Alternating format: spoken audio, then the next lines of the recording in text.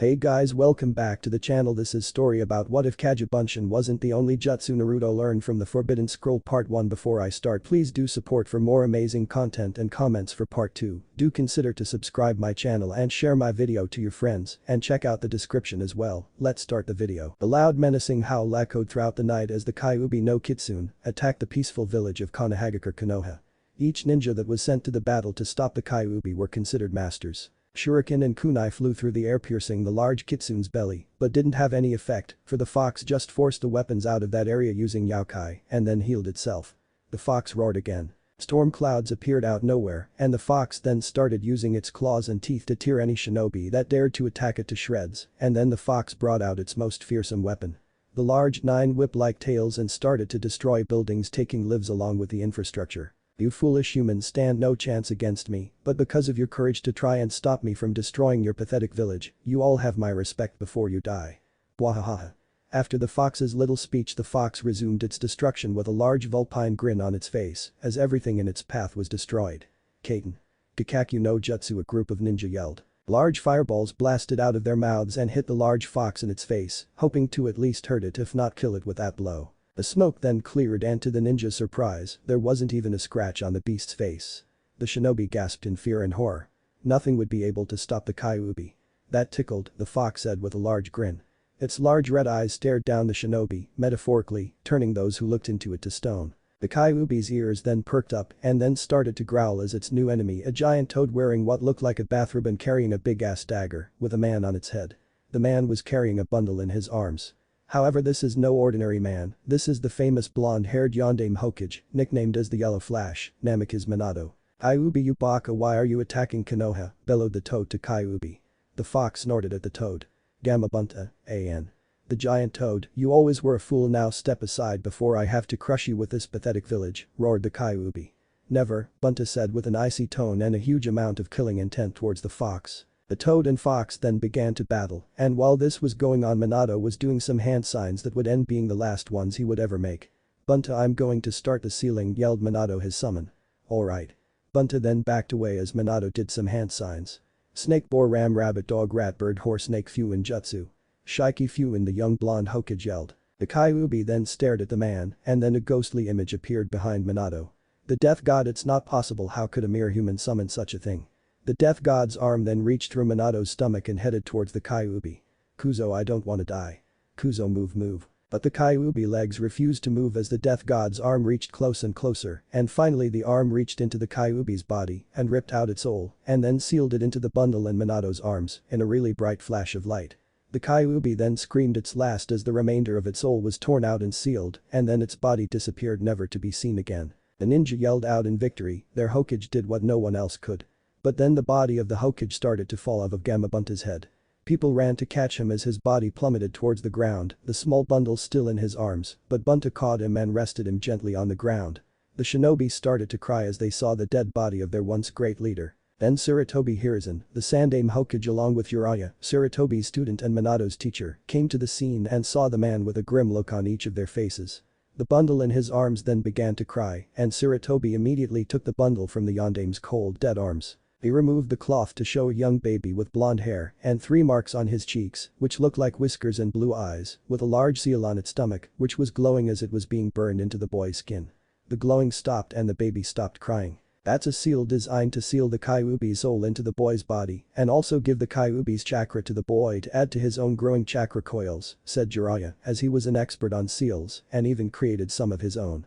When the ninja present heard this, they thought the demon was the boy and immediately shouted to kill the demon and whatnot. Some even threw kunai to kill the baby, but Jiraiya blocked them all. What the hell is wrong with you all? Can't you see this boy here is a hero? Why can't you see that? Jiraiya yelled to them. Because Jiraiya-sama, that thing is not a boy, it's a duh. But the man never got to finish his statement as Jiraiya shoved a Rasengan into the man's chest and sent him flying. Anyone else want to say something about my gods and such fools? They don't even know the difference between a demon and a young burdened with something no one should have to deal with, thought Tsurutobi. No one answered, but some had shocked expressions on their faces at the news of Jiraiya being the boy's godfather. Some of the shinobi present then truthfully went over to Jiraiya's side as an act of believing that the boy was a hero, not a monster.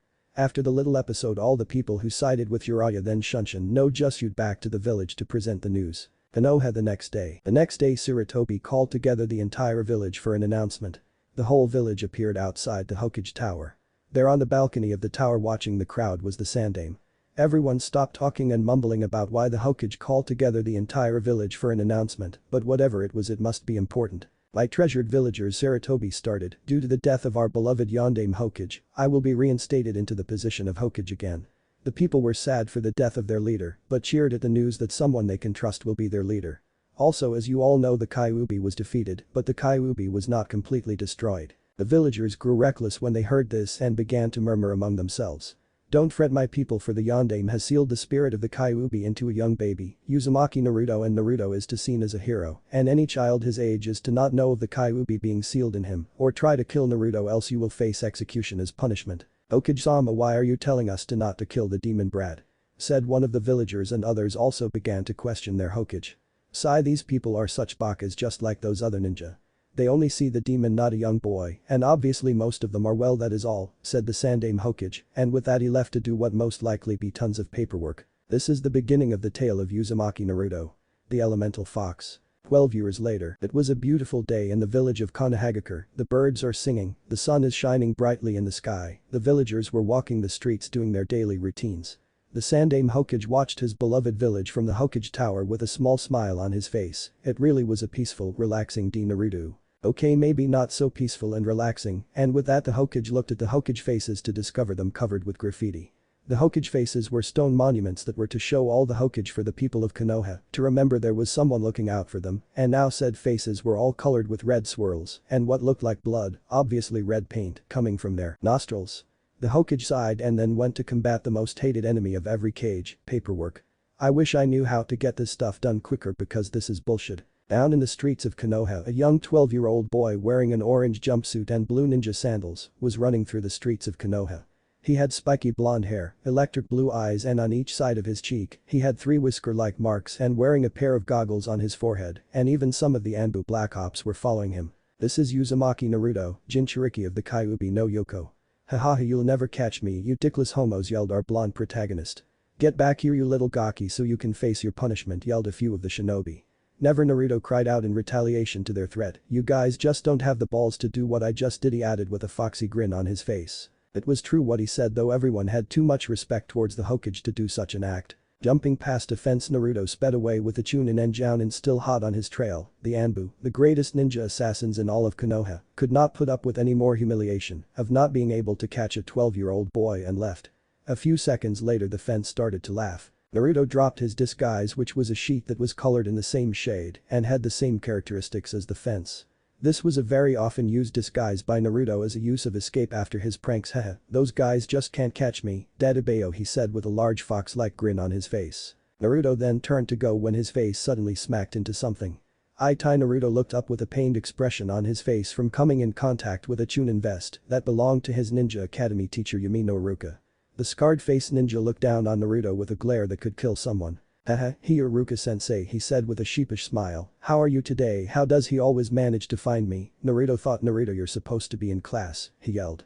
Then his voice calmed as though nothing had happened. Now come with me, you little gaki, and Iruka dragged the blonde, who had a scowl on his face, back to the academy. Naruto, what am I going to do with you? The young Chunin thought with a confused expression on his face. Back at the academy, Naruto was tied to a chair in front of the whole class, which was laughing at his predicament. Naruto looked down at the ground with a scowl on his face. I'll show them, Naruto thought to himself.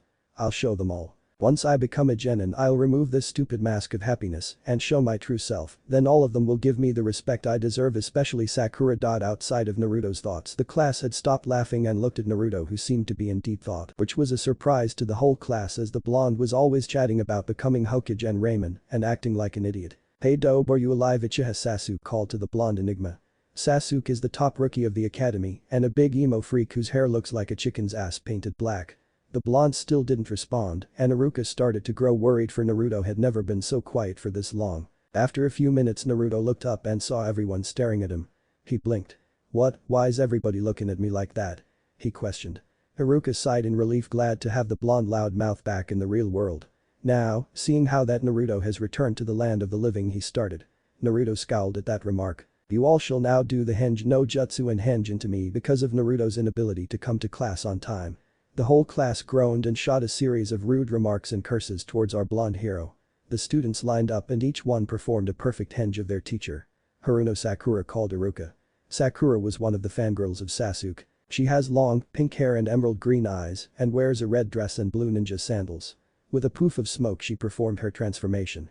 Iruka nodded in approval and Sakura squealed with excitement. She turned around to face Sasuke who had already had his turn. Sasuke-kun, did you see that, were you impressed? She told shouted to her self-proclaimed love. Sasuke didn't respond. Uzumaki Naruto, time to prank that stupid teacher, he doesn't understand what I've been going through and for that I'll make him suffer. Bwahahaha. Perform your henge, Naruto, said Iruka. Sure, sensei. Poof.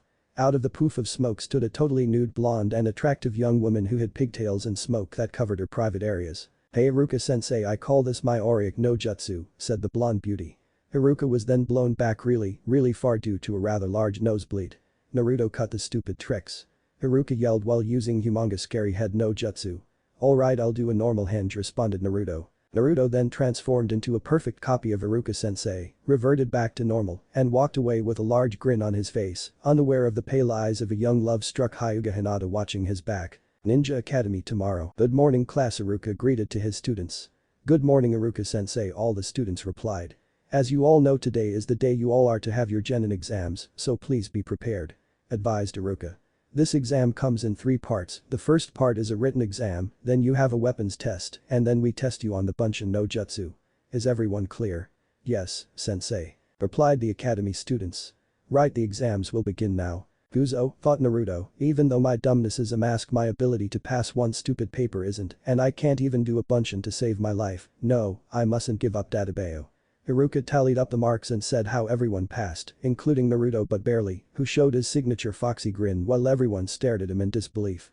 Next was the weapons test. Naruto, for this part of the exam, decided to let down his mask. You had to throw 10 kunai and try to hit a bullseye, and of course, Naruto decided to show off by getting a bullseye on a few targets without looking, and even threw multiple kunai for a few more of the targets and got a perfect score. Kuzo thought the silver-haired academy teacher Mizuki. At this rate the Gaki will pass the exam, but he'll fail the Bunshin part and Iruka will fail him, haha.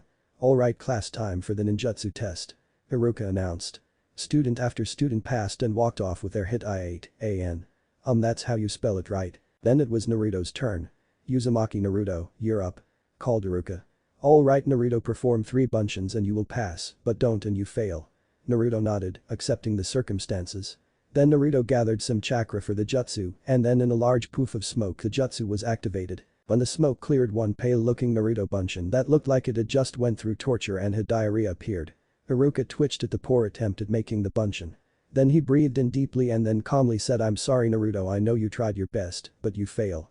Naruto looked down at the ground with a grim look on his face. Oh come on Iruka, Naruto did try his best, just let him pass, said Mizuki-sensei.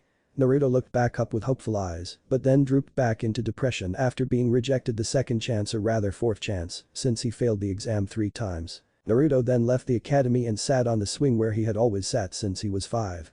He stared at all the students, each wearing a hit I8 on their foreheads, arms etc. and chatting with their parents, something he didn't have. This pushed Naruto's depression to be even greater, and then not being able to stand watching it anymore, he ninja jumped back to his apartment with an unexpected visitor following him, and this visitor had a large sadistic grin. Naruto's apartment roof. Naruto sat on the roof of his apartment staring at the setting sun in the distance with a sad expression on his face. Then a friendly tap on the shoulder freed him from his daydreaming. He turned around in surprise and saw Mizuki-sensei. WW, what are you doing here? Ha, this team believes he tricked the great prankster Uzumaki Naruto, then he is gravely mistaken, Naruto thought to himself. Mizuki smiled a friendly smile at Naruto. Don't be so hard on Iruka, it's just how he is. Mizuki told Naruto ever since he lost his parents, his life has been well how I can put this hard to understand. Naruto looked at Mizuki with a confused expression on his face. But I can tell you a secret way on how to become a genin and pass your exam. Mizuki told Naruto. Naruto looked at Mizuki with a big grin. Mizuki smiled a big grin also, but for a different reason. I have his complete and undivided attention now, hahaha. Imi no Iruka was lying down on his bed thinking about what the Hokage told him about Naruto after the graduation exams. Flashback. Iruka entered the door to the Sandaime Hokage's office with a nervous attitude. The Hokage only called him in to see about the academy students, but the messenger that called him to the office said it was an emergency. Ah Iruka, good to see you, I trust you are well. Sarutobi greeted the young Chunin. Yes, I am Hokage-sama. So what was the emergency you wanted me to see you about? Asked the curious academy teacher. The old Hokage took a smoke of his tobacco pipe before answering. I heard Naruto didn't pass his exams this year. The Hokage said with a far-off look in his eyes. Well, of course he did, Hokage-sama, it's just that he's always fooling around instead of studying, Iruka said. Ahaha, well, I remember when a young scarred-nosed academy student used to do the same thing, the Hokage said in Naruto's defense. Iruka laughed lightly, knowing that Sarutobi was talking about him. Iruka, Yukumo, Naruto is a lot like you, he's an orphan and he never gives up, but Iruka, do you know why Naruto acts like the class clown? Sarutobi asked, staring hard at Iruka. Iruka shook his head saying no. It's because he seeks attention and for the people to acknowledge his existence and see him for who he is, instead of the burden he was given, the Hokage answered. Iruka dropped his head in shame at not being there for Naruto, at not realizing his mistake sooner. You may leave now, Iruka. Oh, and Iruka, please try to help Naruto when he's struggling. All he needs is a loving hand to guide, and he will become an excellent shinobi, Sarutobi said with a grandfatherly smile. Iruka nodded and smiled as well and left with a respectful bow. Then flashback. Then Iruka heard a frantic knocking on his door after his little flashback. He got off his bed and walked to the door. He opened it to see a panicking Mizuki. Mizuki, what are you doing here? What's wrong? Iruka asked, getting a bit frantic himself. It's Naruto, Iruka. He snapped and stolen the forbidden scroll. Hokage-sama wants us to meet him immediately. Mizuki yelled. What? Hold on, I'll go get dressed, Iruka said as he rushed to his room and put on his chunin vest and sandals and hit I-8 and then rushed to the Hokage tower where other chunin and some jonin were waiting, talking about what would happen to the scroll in Naruto's hands. Settle down, people, called the Hokage to his trusted ninja.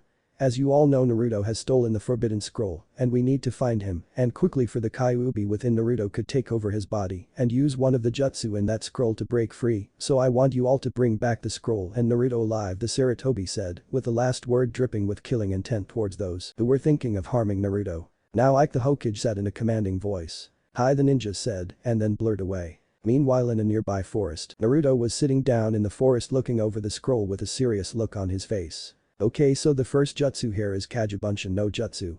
This jutsu is very useful. The user creates perfect solid copies of him herself, and when dispelled the user gains information or techniques the clone has learned, Naruto read to himself. Naruto then smiled his famous foxy grin. He could have endless sparring partners, pranking buddies, and he could jutsus in less time. Okay, I'll start learning this jutsu, and then once I master it, I'll learn the other jutsu I find useful to add to my jutsu repertoire, Naruto said, and then began practicing his soon-to-be signature technique. Back with Iruka. Iruka was jumping on the roofs of Konoha as he looked for the blonde Jinchuriki, all the while a little somebody was following the chunin in silence. Where are you, Naruto? Iruka asked, yelled to himself and then sped off and then headed towards the forest when he felt a large chakra signature coming from it. I better hurry, Iruka mentally told himself and hurried towards the forest. Back with Naruto 2 hours later. Ah yes, even though it's been 2 hours I've done it. I've learned at least 6 jutsu from the scroll and they all seemed pretty cool and powerful. Naruto sighed and then took a break. Iruka then saw a little orange speck below when he was jumping through the branches of the forest. That must be Naruto, no one else in the Leaf Village wears orange besides Naruto, Iruka thought to himself and dropped down below, and there sat Naruto with a smile on his face when he saw Iruka. Hey Iruka-sensei, there you are. I was gonna look for you after I rested up, but now that you're here you're gonna pass me for sure with these jutsus I learned for extras credit. Naruto said excitedly. Iruka looked at Naruto with a confused expression. What do you mean, Naruto? Iruka asked his student, not understanding. Mizuki-sensei told me if I learned some jutsu from this here scroll, Naruto said, patting the scroll as though it was a cute little puppy, I'd pass with flying colors, Naruto said. Naruto thought, I know Mizuki is just tricking me into giving him the scroll so he could get power. Then a whooshing sound was heard and then a multiple number of shuriken and kunai came out from the brush and headed towards Naruto. Naruto was ready to dodge but saw that he was too late to avoid them and shut his eyes tightly and prepared for the pain, but was then roughly shoved aside by Iruka, who was hit by the flying pointy things of death. Luckily the chunin vest protected him as the weapons didn't pierce his skin, but some weapons caught the edge of his sleeves and pinned to a tree, and a stray kunai had stuck him in the leg, causing blood to flow profusely from the wound. Then on a branch stood Mizuki, but with the grin of a madman on his face instead of his kind smile. Mizuki, how could you betray the Leaf Village and why? Iruka yelled his question at the now former academy teacher and now traitor. Very carefully, Iruka, as for the why, it was all for the quest of power. With that scroll, Mizuki yelled, pointing at the scroll which was now attached to Naruto's back, I will learn very powerful techniques and gain enough power to kill everyone in the Konoha. Mizuki said, followed by a maniacal laugh. Naruto stood there looking between his two senseis as they quarreled with each other. Mizuki's gaze then shifted towards Naruto. "Give me the scroll, you little gaki," Mizuki demanded Naruto. "No, Naruto, don't give him the scroll," Haruka yelled. "He's going to use the scroll to learn techniques to destroy the village." "Naruto, since you're about to die, I'll tell you a little secret kept by the Hokage," Mizuki said. "No, Mizuki, stop," Haruka yelled. "What secret?" Naruto asked, curious as to what this secret was. "Well, you see, Naruto, the Yondaime Hokage didn't really kill the Kyuubi no Kitsune 13 years ago. He had to seal its soul into a little baby boy, and do you know who that boy is, Naruto?" Mizuki asked in a voice so sweet it could make you sick. Naruto shook his head even though he knew about Kyuubi already. He just wanted to play along a little bit longer. "Just so you know, I'm putting a flashback of how Naruto met Kyuubi, since he already knows of it," and stared at Mizuki wide-eyed, wanting to know who the boy was. "Well, Naruto, that boy is," Mizuki started with a sadistic grin. "No, Mizuki, don't do this," yelled Haruka in a pleading voice. "That boy is you, Naruto," yelled Mizuki. Naruto chuckled, and then his chuckling got louder and louder until it became full-blown out laughter. "What's so funny, Gaki?" the traitor asked in an annoyed tone. "Well, Mizuki-sensei, it's just that I already know I met the Kyuubi in my mindscape when I was 5 years old. He saved me from a mob by blowing them all away with chakra," Naruto answered. Mizuki gasped his plan was in ruins now. Naruto then stopped laughing and then glared at Mizuki with all the killer intent he could muster, which is a lot by fee. Mizuki froze on his tree branch as he couldn't move from the amount of killer intent being directed at him. "Prepare to be put into a world of hurt, sensei. Since you hurt Haruka sensei, you will die here and now," Naruto said angrily. "Kagebunshin no jutsu," Naruto yelled. Then 9 clones appeared in a puff, and then 5 of them rushed Mizuki, knocking him of the tree branch and effectively pinning him to the ground. Mizuki tried to free himself but couldn't budge. The other 4 clones and the original Naruto then began to perform hand signs, and judging by the amount of chakra being molded, you could tell it was going to be a big finish. 1 clone then ended its hand signs on tiger seal, another on bird, 1 on snake, 1 on dragon, and the original on rat. Then clones yelled out the names of their jutsus. Peryuenden no jutsu, Suryunden no jutsu, Oryuenden no jutsu, Buryunden no jutsu, Furyuenden no jutsu. The clones and the original Naruto then took a deep breath, and the dragons of the element they called upon. Dragons of fire, water, earth, lightning and wind then flew out of each clone's mouth respectively and flew towards Mizuki with great speed and power in their glowing yellow eyes. The dragons roared before consuming the traitorous Chunin in a mixture of the elements, and the clones pinning down Mizuki vanished in a poof of smoke when the attacks hit. A huge smoke cloud was formed, and when it cleared, Mizuki was a pile of ash formed by the Kiryuenden. Haruka smiled at Naruto as he began pulling out the kunai and shuriken lodged in his clothing and the one in his leg. Naruto was panting from using so much chakra. "Naruto, come here and close your eyes, I have something to give you," Haruka called to Naruto. Naruto ran over to his teacher and closed his eyes. He felt his goggles being pulled off, and then something cottony silky was placed where his goggles were. Naruto smiled knowing what it was that was placed on his forehead. "Okay, open your eyes now," Haruka said excitedly. Naruto opened his eyes and blinked a few times to get used to the sunlight. He looked at a smiling Haruka who had no hit eye on his forehead. Naruto grinned his famous foxy grin and then jumped at Haruka. "Congrats, Naruto, you graduate, and tonight we'll celebrate with some ramen," Haruka said smiling. "Domo arigato, Haruka-sensei," Naruto said happily. Then he and Haruka walked off to go home. Meanwhile, in the Hokage Tower, Sarutobi was watching the whole thing and was very surprised when he heard Naruto had made contact with the fox and knew he had to talk to Naruto about it later, but for now he was going to smoke his pipe and try to at least finish the paperwork. Uzumaki Naruto was walking into his classroom with a large smile on his face because due to the events yesterday, Naruto had passed and graduated and became a janitor, so he thought.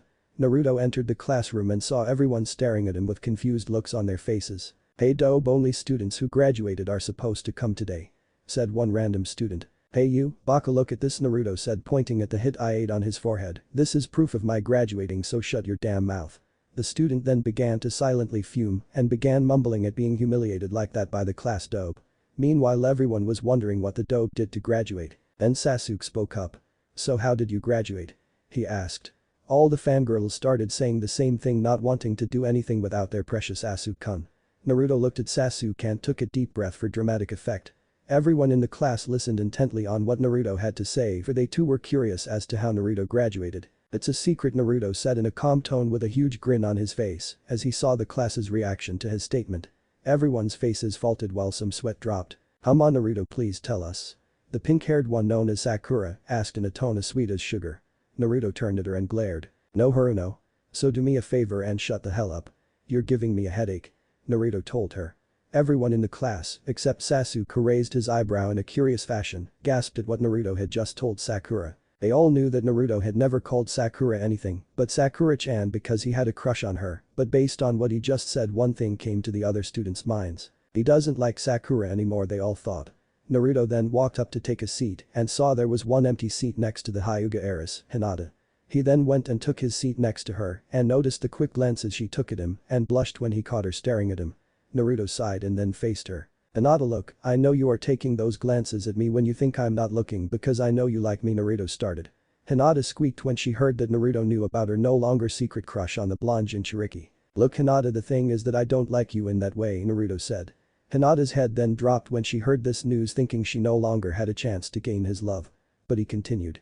Hinata looked up with hope in her eyes. "There's a but," she thought. "Maybe if we hung out more my feelings for you could change from that of a friend to something more," he finished. Hinata then looked at Naruto and her face then became like that of a tomato and then fainted from the blood rush. Naruto luckily caught Hinata before she could fall and then rested her down onto the desk so it would look like she was sleeping. Iruka then walked into the classroom and saw all of his students staring at Naruto. They must all be wondering how Naruto graduated, Iruka thought with a chuckle. "Alright class, settle down," Iruka said. The class immediately stopped their conversations about how and why Naruto graduated. "As you all know, you are now Genin and I will be calling the team members for each team. Each team will have 3 members and will be trained by a Jonin sensei. Okay, I will now call out the team numbers and their members," Iruka said. All of the Sasuke fangirls thought the same thing. That Sasuke was going to be on their team. Iruka called the names of the first 6 teams and told them who their Jonin sensei was and then came. Team 7 is Uzumaki Naruto, Haruno Sakura and Uchiha Sasuke. Your Jonin sensei is Hada Kakashi, Iruka called. Naruto immediately stood up to object as to why Sasuke and Sakura were on his team. Iruka told him it was because of the best to worst ratio, and that was that. Naruto then sat down and thought of pranks to try and torment Sasuke. Sakura then hit Naruto in the head while Sasuke just looked out the window. Team 8 is Hyuga Hinata, Aburame Shino and Inuzuka Kiba. Your sensei is Yuhi Kurenai," Iruka said. Kiba whooped with joy as his name was said while his dog Akamaru barked in approval. Hinata, who had now woken up from her fainting spell, was thinking about what Naruto had just told her while Shino just remained silent. Now Team 10 is Yamanaka Ino, Akimichi Chouji and Nara Shikamaru. Your sensei is Sarutobi Asuma, and that's all the teams. Please wait until your Jonin senseis arrive to pick you up, and before I leave, just one piece of advice: when on a mission, even one little mistake could cause disaster for your team and jeopardize the mission, so be careful out there," Iruka said with a smile and then left the classroom. Then all the Jonin senseis came to pick up their genin teams, all except for Team 7 who had been waiting for over 3 hours and counting. "When is this guy going to come and pick us up? It's been over 3 hours. Sakura complained. Naruto and Sasuke just shrugged, but then Naruto got an idea. He looked around and found a stray bucket in the corner of the classroom. He went and picked it up and placed it above the door and secretly filled the inside of the bucket with chakra so it would add extra stickiness for when it fell on their sensei's head. "What are you doing, Naruto?" Sakura asked. "Just giving our sensei a little punishment for being late," Naruto replied with a foxy grin on his face. "Oh, our sensei is a Jonin, he's not going to fall for such a pathetic prank," Sasuke said in a bored tone. "Yeah, Naruto, Sasuke-kun is right," Sakura said, wanting to back up her crush's words, but inner Sakura thought it was a great idea and began to chuckle evilly. Naruto scowled at them both and went to take his seat when he heard footsteps approaching the door. They opened and the bucket fell on top of a mop of gravity defying silver hair. The Jonin began to try and pry the bucket off his head while Naruto was laughing his ass off and bragging to Sasuke at how his prank had succeeded. Kakashi then finally pried of the bucket and glared at Naruto. "That Gaki used chakra to stick the bucket to my head," Kakashi thought. Kakashi glared then changed to smile as his visible eye changed into an upside down U. "My first impression of you all is that I hate you 3. Kakashi said. The 3 genin glared at him for disrespecting them. "Well then, meet me on the academy roof, so see ya," and he disappeared in a poof of smoke. The genin looked at each other and shrugged and left for the roof. When they reached the roof, they found their Jonin sensei waiting for them. "Hey guys, about time you reached here," Kakashi said. The genin didn't answer and just sat down on the little bench that just happened to be there. Kakashi then cleared his throat and took out a little book called Icha Paradise. "So why don't you all tell me about yourselves, you know, name, likes, dislikes, hobbies, favorite animal and dreams for the future?" Kakashi asked his 3 new disciples. Sakura spoke up. "Sensei, why don't you go first?" Sakura asked with a grin as she wanted to know about her mysterious one-eyed sensei. Kakashi sighed and put away his book. Okay, my name is Hada Kakashi. My likes and dislikes are none of your business. My hobbies are a secret that no one should know about. My favorite animal is the dog, and my dreams are none of your business. Okay, your turn, Pinky. Kakashi finished with a smile. The three genin sweat dropped. All the learned was his name and favorite animal. My name is Haruno Sakura. I like. She took a glance at Sasuke and giggled with a slight blush in her face. I dislike Naruto and perverts. Naruto didn't say anything as Sakura continued her description. My hobbies are. She took another glance at Sasuke and giggled, and my dreams for the future are. She looked again at Sasuke and blushed a deep crimson and giggled a bit louder than before. Kakashi sighed and shook his head at Sakura antics. This girl is more interested in boys than in being a ninja. I'm going to have snap her out of it soon, or their teamwork will suck, Kakashi thought. Okay, you next, chicken head, Kakashi said, pointing at Sasuke. Sasuke glared at Kakashi for insulting his hair. My name is Uchiha Sasuke. I like training in Kaiten jutsus. I dislike fangirls and people who insult my hair. My hobbies are training. My favorite animal is the hawk, and my dream is more of an ambition. I wish to restore my clan and kill a certain man. Sasuke finished, the last part dripping with killing intent. Looks like he's too focused on achieving power to kill his brother. I need to show him the art of teamwork so he can become truly strong, Kakashi thought. Okay, you next, Blondie, Kakashi said, pointing at Naruto. Okay, my name is Uzumaki Naruto. I like training, learning new jutsus, so I can add them to my repertoire of already amazing jutsus and ramen. I dislike Sakura and the 3 minutes it takes to cook ramen. My favorite animal is the fox, and my dreams for the future is to become the greatest Hokage so that people will finally see for who I am instead of the burden that I carry, Naruto said with confidence. Kakashi smiled. I see a great future for this boy. All I have to do is bring up their teamwork and they'll do fine as a genin team, he thought. Okay guys, meet me at the bridge at training ground 7 tomorrow for your true genin test at 9 AM, and don't eat breakfast, you'll barf, Kakashi then turned to leave when Sakura asked, but sensei, I thought we were already genin, why are we taking another test? Well, Sakura, the one at the academy was to test to see if you had the knowledge to be genin. This true genin test is to test your skills to see if you truly be genin. Kakashi answered. Naruto, come with me. Kakashi added. Naruto raised his eyebrows. Why would their sensei want to talk to him, so he just ignored it and walked with the one-eyed Jonin. Naruto, the Hokage wants me to escort you to his office for an immediate private conversation concerning your tenant, Kakashi told Naruto. Oh, that's why. Gigi probably wants to know how I met Kyuubi when I was 5. Wait, speaking of Kyuubi, I haven't talked to him in a while, Naruto thought. Hokage Tower, Sarutobi's office. Knock knock. The Hokage raised his head when he heard the knock on his door. Come in, he called. The door opened to reveal the blonde Jinchuriki and the perverted Sharingan user. Ah, Naruto, Kakashi, good to see you, and Naruto, congratulations on passing and becoming a genin. Sarutobi said with a grandfatherly smile. Naruto beamed and said a thank you to the old Hokage. So Gigi, what did you want to talk to me about? Naruto asked. Naruto, I wanted to talk to you about that night with Mizuki, the Hokage answered. Naruto nodded while Kakashi was getting very curious as to what was going on. Well, Naruto, on that night you said you had encounter with the Kyuubi when you were 5. Care to explain how this came to be? Sarutobi asked. Kakashi's eye widened. Naruto knows and encountered the Kyuubi. Now I'm really curious, he thought. Naruto nodded and proceeded to tell them the story. Well, Gigi, it started like this. Naruto started. Flashback. A young 5-year-old Naruto was running from a mob of villagers, turning every which way in order to lose them, but where he went they followed. Then he made a wrong turn and ended up at a dead-end alley. We got you now, demon, said one of the people in the mob. What did I do? I didn't do anything to you, Naruto screamed. Shut up, demon spawn, we will kill you for your wrongdoings and for killing our friends and family, another person in the village said. Then Naruto felt pain everywhere as he was pummeled by fists and feet and stabbed by the occasional kunai. Then a voice appeared in Naruto's head. I can save you, kid, just tell me to make them go away and they will. Please make them go away, please, I don't want to be hurt anymore, Naruto told the voice. Then a large blast of red chakra exploded out of Naruto, blowing away the villagers and knocking them out. Naruto then fainted from the strain of using that chakra and passed out. Sarutobi appeared on the scene and took Naruto to the hospital to be healed. In Naruto's mindscape, Naruto was walking through a sewer-like complex, water splashing at his ankles with every step he took. Suddenly a loud breathing sound was heard some distance away. Naruto followed it to find himself in a large room with a huge cage. There in the cage was a large red eye staring at Naruto. Come here, boy, the thing in the cage demanded. Naruto, not wanting to anger the thing, walked forward. Then large claws went through the bars and tried to skewer Naruto, but Naruto didn't react on anyway, he just stood there staring at the claws. The claws then retracted back inside the cage. I like you, kid, so sense of fear when face to face with the mightiest of Biju, Kyuubi no Kitsune, which just happens to be me. Kyuubi told Naruto. Naruto eyes widened slightly. So you are the reason why the villagers hate me so much, but I can understand why they want to hurt me now, though they are idiots if they cannot see the difference between the jailer and the tenant, Naruto said. Kyuubi laughed at Naruto as he was talking to himself. Hey kid, the Kyuubi interrupted Naruto's one-sided conversation. Naruto stopped talking and looked up at the fox. Yeah, Naruto responded. Well kid, this is your mind, so why not change the scenery a bit, I mean sewer pipes are so dull. How do I do that? Naruto asked the 9,000-year-old demon. Just think about a place, for example a meadow, and the place will change to that from a sewer to that of a meadow, so try it out, Kyuubi told Naruto with a large vulpine grin. Naruto then closed his eyes and thought of a meadow, then a bright flash came out of nowhere. Naruto opened his eyes and instead of the sewer they were in a meadow with lush green grass, a small pond, a big blue sky and a few trees here and there. Good job kid. Naruto looked to his left and a large fox about the size of a horse. Kyuubi, is that you? Naruto asked.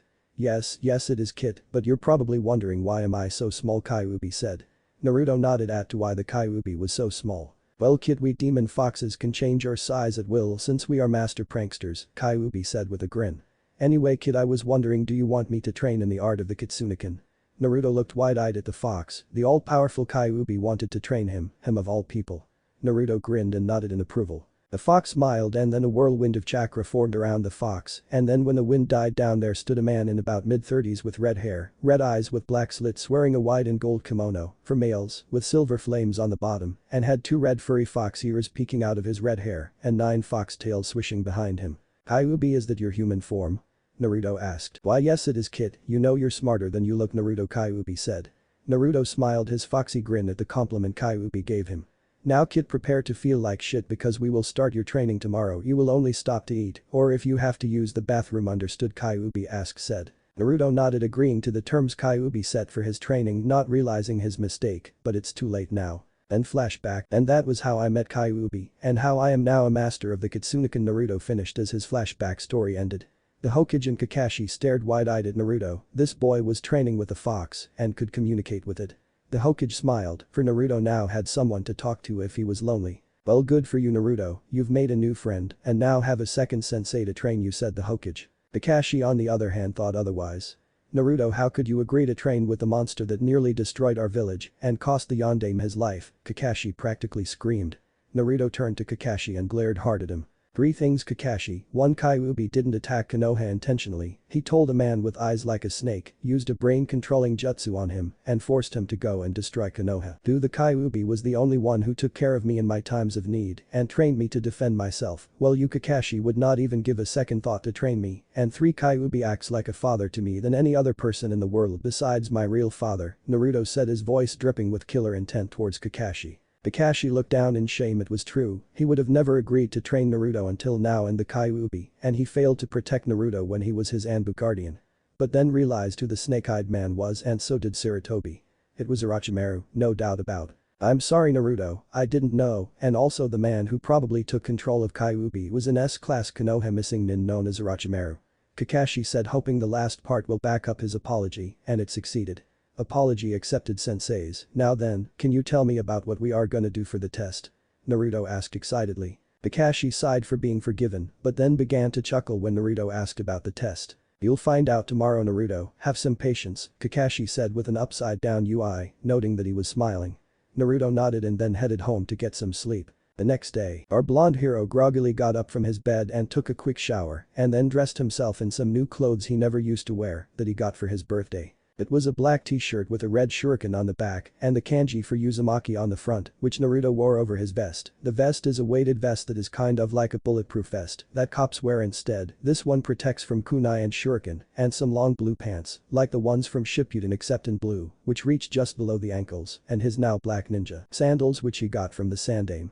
He ate a small breakfast of cup ramen and milk and then headed out the door. Oh shit, Kyuubi, I ate breakfast when Kakashi-sensei said not to, now I'm gonna barf a whole lot, Naruto mentally said to father figure. Don't worry kid, I've heard that Kakashi is always late, so that breakfast will do you some good, and well, I just to thank you for sticking up for me yesterday, but do you really think of me as a father, Kyuubi said to Naruto. No problem, consider it a thank you for teaching me the Kitsuniken and those chakra control exercises. I'm gonna show the Uchiha team and Haruno bitch just what I can do, and yes, I do think of you as a father, because you were there for me when I was hurt and comforted me whenever Sakura turned me down, so arigato Kyuubi Tausen, Naruto said. "Oh come on kid, don't do that, you're making me tear up sob. It's just so nice to hear somebody say that to me. Well then I will protect you with my entire being." "Naruto kid, now hurry up, it's almost 9, you're going to be late for your test." Naruto then cut off his connection to Kyuubi and sped off towards training ground 7 for the test. When Naruto arrived at the training grounds, he found a brooding Sasuke ignoring a Sakura trying to ask him out on a date. Naruto chuckled at the sight and then greeted his teammates. "Hey Sasuke team, Haruno-san," Naruto said as he greeted them. "Oh, but it's about time you changed your clothes and developed some fashion sense." Sasuke greeted Naruto and continued to brood. Naruto just smiled and didn't say anything to counter Sasuke's insult. "Hey Naruto, I was just wondering, why aren't you calling me Sakura-chan anymore?" Sakura greeted but was sad when Naruto didn't call her Sakura-chan like he used to. "Wait, why I am sad? This just gives me more time to try and swoon Sasuke," she thought. "Because Haruno-san, you have lost my respect and so you must earn it back by becoming stronger if you are to get me to call you Sakura-chan again," Naruto said. "Well then Naruto, I'll do my best to earn it back," Sakura said, accepting this little challenge. 2 hours later, Naruto, Sasuke and Sakura were lying down on the ground looking up at the clouds and well Sasuke and Sakura were starving but noticed Naruto didn't look the least bit famished. "Hey Dobe, how come you don't look hungry?" Sasuke asked. "Well team, it's because I ate breakfast. I heard how that Kakashi-sensei is known to be late all the time, so I ate breakfast," Naruto said with a tone of confidence. Sasuke and Sakura scowled when they heard this and continued to stare at the clouds. Poof. Then a puff of smoke appeared out of nowhere and there stood Kakashi. "You're late," Sakura screamed. "Well, I got lost on the road of life," Kakashi explained. "Liar," Naruto screamed. Kakashi ignored them and then took out 2 bells from his weapons pouch. "Your test is to try and steal these bells from me by noon or else you guys will get to watch me eat the lunches I brought for you guys if you succeed." The genin now realized why he told them not to eat breakfast, it was for torturous purposes. "So if you want to succeed, come at me with the intent to kill, your tests die irts now," Kakashi yelled. Naruto, Sasuke and Sakura then jumped into the brush to hide from their sensei. Kakashi, although he could easily sense them, knew they were taught well by Iruka, especially Naruto, because since he got practice from his pranks, his stealth skills were by far the most impressive, for Kakashi would never have been able to sense him if he hadn't learned about chakra detection. But Naruto was moving silently through the bushes to Sakura's location because he knew the true purpose of this test was to build teamwork and Sakura was the closest one to him. He then reached Sakura and gently touched her shoulder. Sakura whipped around to scream, but Naruto, expecting that, put his hand over her mouth to stop her from screaming. "Listen Haruno, the true purpose of this test is to use teamwork to get those bells," Naruto whispered to her as he released his hand from her mouth. "How do you know this?" she asked. Naruto sighed. "Use your common sense Haruno, how else could we need a Jonin, because individually we are weak against him, but if together we could be a match for him and might get the bells, and if we succeed, I'll call you Sakura-san from now on," Naruto said, as though it were the most obvious thing in the entire universe. Sakura blushed in embarrassment because she never had thought of that and she would feel better if Naruto would start addressing her by her first name. She nodded, but realized a flaw in this. "How are going to get Sasuke-kun to join us in this though?" Sakura asked. Naruto grinned. "Leave that to me," he said in a confident tone, and the both of them then headed off to find Sasuke. Meanwhile Sasuke was stuck up to his neck in dirt with an angry expression on his face at being humiliatingly defeated by Kakashi-sensei. Then he saw Naruto and Sakura walking towards him laughing at his predicament. "The great and mighty Uchiha Sasuke has been defeated," Naruto said while laughing. Sasuke just glared, focusing his killer intent on Naruto. "Come on Sasuke, I'll get you out, but only if you agree to work with me and Sakura as a team to beat Kakashi-sensei and get those bells," Naruto said. Sasuke declined, not wanting to give up on his Uchiha pride. Naruto groaned in annoyance and then slammed his hand down on the ground. He then pumped chakra into the ground, breaking down the ground's hold on Sasuke. Naruto then grabbed Sasuke by the collar and hoisted him up. "Listen here team, the only way we could beat Kakashi-sensei is if we work as a team. You know what happens if you do it alone, you end up stuck in the ground like a loser and feel like a baka, so swallow your damn pride and help us," Naruto yelled at Sasuke. Sasuke remained silent. Naruto sighed and let go of Sasuke's collar, reuniting him with the ground. "Come on Sakura, obviously Sasuke doesn't want to become a true genin," Naruto said and began to leave. Sakura didn't want to leave Sasuke-kun, but she knew Naruto was right, so left with Naruto. "Wait," Sasuke called to them. Naruto and Sakura smiled at each other, all according to plan. "I'll work with you guys, so what's the plan, Dobe?" Sasuke asked Naruto. Naruto grinned. Oh, he had a plan alright. Back with Kakashi. "Looks like they realized the true purpose of this exam," Kakashi thought with a smile. Then a flurry of kunai and shuriken flew towards him. Kakashi jumped up and avoided them, but then saw Naruto fly towards him and blocked a kick from him. Kakashi then grabbed Naruto by the ankles and spun and using the momentum slammed Naruto into the ground. Kakashi got up from the ground and saw the Naruto disappear in a poof of smoke. Kagebunshin, he probably learned that from the scroll Kakashi, then snapped out of the thought when he saw a rather large Katen. Gaokakeu no Jutsu courteous of Sasuke speeding towards him. Kakashi jumped to the side to avoid being burned, but then he barely managed to avoid Sakura, who had made a grab for the bells. Whew, that was close, Kakashi thought, but then he saw he was surrounded by 5 Naruto clones, each one doing a long set of hand seals. The clones then finished their hand seals and shouted the name of their jutsus. Katen. Kiryuenden no Jutsu, Suiten. Suryunden no Jutsu, Oten. Doryuenden no Jutsu, Raiten. Raryunden no Jutsu, Fuiten. Furyuenden no Jutsu. The 5 dragons of fire, lightning, earth and wind was blown out of 4 of the clones' mouths, except for the water dragon which came from the nearby river. Kakashi's eyes widened at how Naruto was able to perform these high-level ninjutsu and jumped before he could be hit with a barrage of the elemental dragons, but was too late to avoid being punched in the face by Sasuke, Sakura and Naruto. He looked up and saw 3 fists come crashing down on his face as he made his descent to the ground. The last thing he heard was the ringing of the clock he had set for noon and the jingling of bells before being claimed by darkness. 1 hour later, Kakashi woke up to see the 3 genin smiling up at him. Kakashi tried to move, but saw he was tied to the post with rope and his fingers were tied with ninja wire to prevent him from doing hand signs for the escape jutsu. Kakashi smiled, oh yeah, this was going to be a team for the books. Okay guys, can you untie because you pass, not only because you got the bells, but because you showed high levels of skill and teamwork. And Naruto, I was wondering, where did you learn those jutsus? Kakashi asked.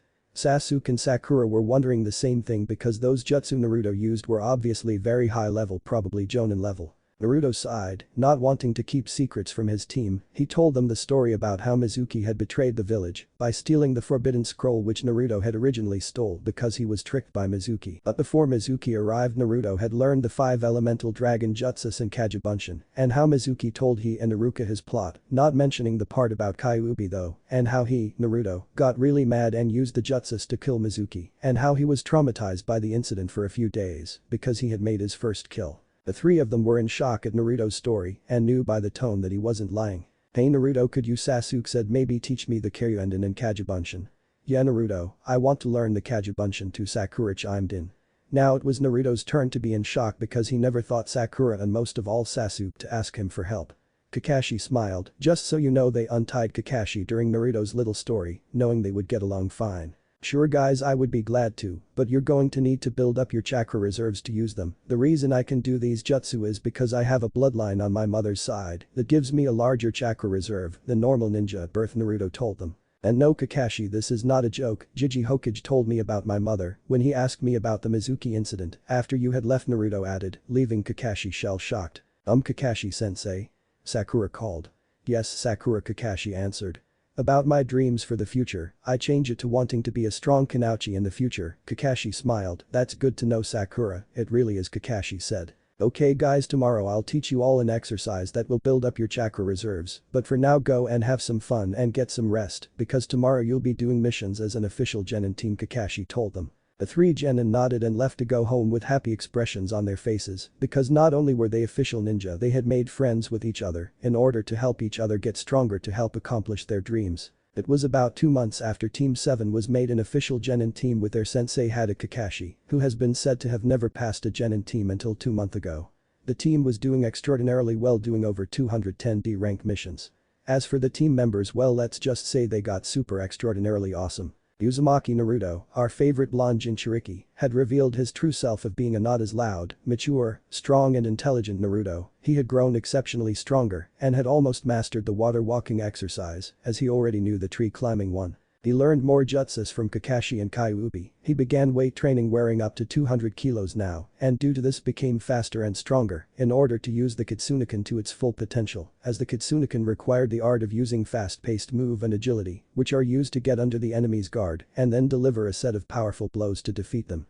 Overall, Naruto was a badass. Uchiha Sasuke has learned some more fire-style jutsus from his family scrolls such as Katen, Ryuka no Jutsu and Katen, Housenkan no Jutsu and Katen, Kiryuenden no Jutsu from Naruto after doing continuous work on the TREE0 climbing exercise. He also learned a fighting style that he got from a scroll given to Hai by Kakashi called Wrath of the Dragon, which uses powerful and speedy blows, which are being pounded on by the foe, but lowers your guard and therefore very risky to use in a taijutsu battle. He and Sakura also after continuous use of the tree climbing exercise and finally got enough chakra to learn Kagebunshin no Jutsu from Naruto. Naruto Sakura also improved learning a variety of genjutsu from a young Kurenai sensei and invented her own fighting style, which is called Zeben Sakura. I do not own Bleach, in which Sakura casts a powerful genjutsu, which makes the scenery change to that of a forest of sakura blossom trees. The genjutsu has a lot of chakra, so when using the Kai technique, you have to use a lot of chakra to break it. Then after that she takes numerous kunai knives and throws them all at her confused opponent, thus killing them. Now the team had just returned after capturing the most horrible, deadly and ferocious monster-like animal in the entire animal kingdom. It was Tor the cat. The team delivered the cat off at the place where they get their missions, no idea what that place is called, with anger towards the cat, for it had nearly one sliced off Naruto's face. Kyuubi had to use every ounce of willpower to stop himself from taking over Naruto's body and tearing the cat apart limb from limb. 2 clawed out Sasuke's eyes. 3 ripped Kakashi's little orange book to shreds and ruined Sakura's hairdo and grinned evilly at the cat, not showing any sign of pity when it was nearly squashed to death by its owner, the daimyo's wife. Good job Team 7, that was your 211th mission completion for the year. Now then your next mission is to cut the lawn of no. All eyes turned towards the blonde Jinchuriki who looked at the Hokage directing all his killing intent towards the Sandaime, who if not trained in the art of repelling killer intent, would have shit himself. With all due respect Gigi, we should be doing missions that would be able to help with our skills as a ninja, not ones that are chores that a civilian could for him herself, Naruto said with an intelligent tone. Hiruka stared at Naruto wide-eyed at Naruto, as he had never heard or seen Naruto act mature in his life, while the Sandaime chuckled. Alright Naruto, you've made your point, here's a C rank. It's an escort mission. He said tossing a scroll at Naruto who caught it with a happy expression. Your client is outside, you can come in now, the Sandaime said to the door. The door slid open, and there stood a rather fat man wearing regular civilian garb. He was holding a sake bottle, and due to Naruto's enhanced senses, due to the Kyuubi smelt, that horrid stench that was the breath of a drunken man. Naruto waved his hand in front of his nose. Hey old man, ever heard of the breath mint? It's really quite handy for people with horrendous and disgusting breath, Naruto said, trying not to vomit his lunch of rice, chicken and a salad. I'm having Naruto change his diet to something other than ramen. Shut up Gaki, I'm the super bridge builder Tazuna, I want you to treat me with respect, besides you guys are just a bunch of brats, especially you blondie, you look like you couldn't even lift a kunai, Tazuna said with a tone of arrogance. I'm a jonin, Kakashi said, but failed to notice when Naruto suddenly blurred away and slammed Tazuna into a wall with a kunai to his throat. Everyone in the room looked at Naruto with surprise. They had never seen Naruto move with such speed, not even during the spars between Naruto and Sasuke in training sessions. This made Sasuke mad, for Naruto was holding back in their spars. The dope's been holding out on me, Sasuke thought with gritted teeth. Care to repeat that little remark of not lifting a kunai, Mr. Tazuna, Naruto said in a tone of malice. Tazuna looked at Naruto with a look that said no, never again, just please don't kill me. Naruto grinned his foxy grin and let Tazuna go, pocketing the kunai in his weapons pouch. Kakashi then got over his surprise and said alrighty then team, we'll meet with Tazuna at the south gate at tomorrow noon, and poofed away.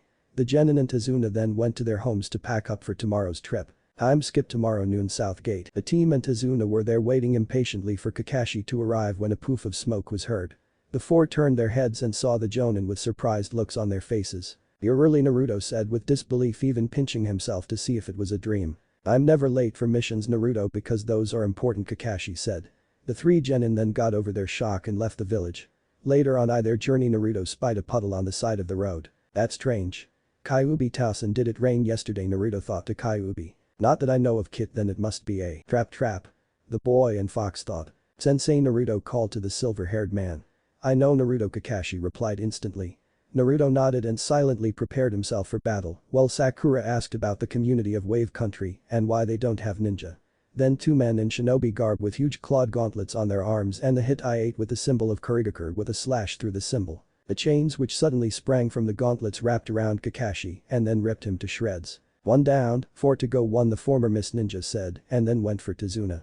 Naruto then rushed at them and then using his speed jumped and did a spin kick at the man's face, making him groan in pain. Naruto then using this opportunity and then landed on the ground and did a sharp uppercut, sending him upwards, where Naruto then used an axe kick on the guy's face, knocking him out cold. Sasuke had already knocked out the other guy. Good job guys, Kakashi said, appearing out of nowhere as he proceeded to tie up the villains. Sensei, when did you use the Kawarimi?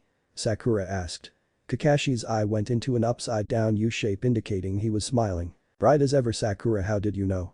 The Jonin asked his disciple. Well, first of all sensei, I'm smart, and because there's a set of chopped wood on the ground where you were, Sakura said blandly. Kakashi chuckled nervously at the obvious show of using a kawarimi. Well, Mr. Tazuna, I going to need to have a few words with you, Kakashi said to Tazuna. The bridge builder sighed and then told the team the whole story about Gatu and how the village was poor now and could only afford a C rank. Well guys, we now have a few enemy ninja we might face up ahead, so should we stay or go? The Cyclops asked his team. Stay, Sasuke said. Those two were weak, I'm sure we could handle the other more powerful guys, so it's a stay, Naruto said with confidence. Not wanting to let down her teammates and also not wanting to look weak also said stay. Alright then, let's go, Kakashi said. A few hours later the team and Tazuna made it to the port and were on a small boat leading to Wave Country. Then the three genin saw a large shadow on their left through the mist. It was the bridge that Tazuna was building.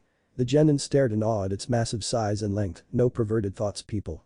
Tazuna grinned at the expressions on the youth's faces. They then reached the shore and continued trekking toward Tazuna's house. Then Naruto heard something in the brush and threw a kunai into it.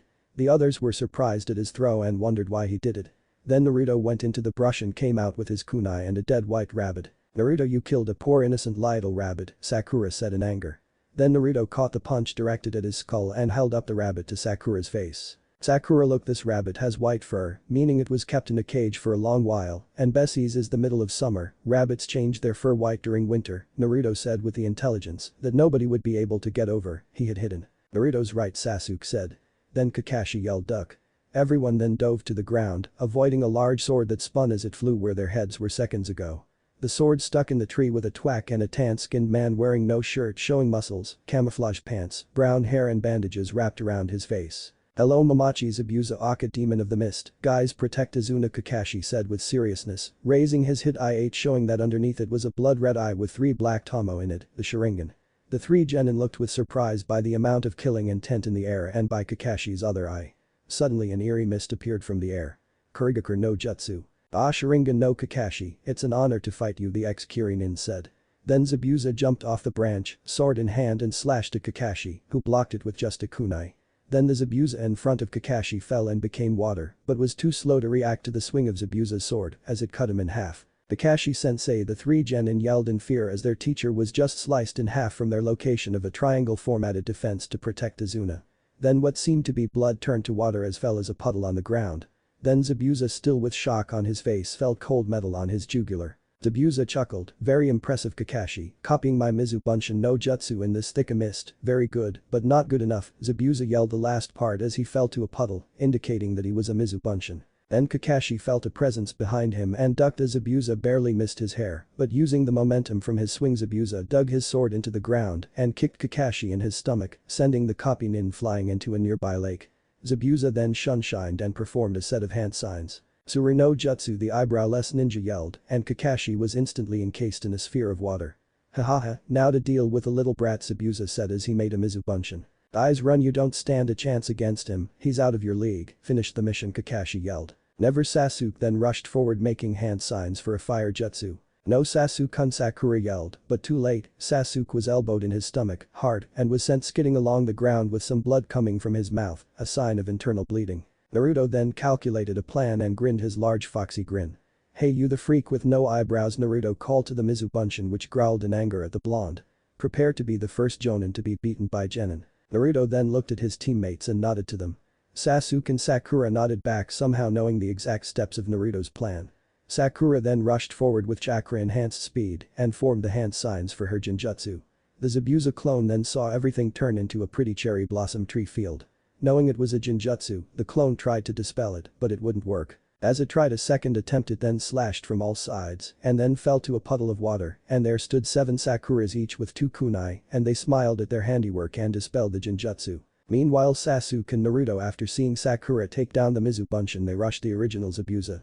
Sasuke launched a Gakakyu no Jutsu at the nuke nin, but Zabuza made a Mizubunshin and let it take the blow as it was evaporated. Then out of the steam, a blonde boy wearing a black shirt with a Uzumaki spiral on his shirt and khaki shorts came running through the steam with 20 Kagebunshins. The clones then jumped at Zabuza kunai in hand. Zabuza was then forced to release Kakashi as he could never avoid that many clones and come out unscathed. But the water prison broke in the Narutos and Kakashi then began flinging kunai at the ex-Kiri nin. Using the water walking technique, Naruto and Kakashi and Zabuza stood facing each other in a circular motion. Then Naruto, Kakashi and Zabuza began to form hand signs in perfect synch and speed. Suiton. Suryuenden no Jutsu, the three ninja yelled.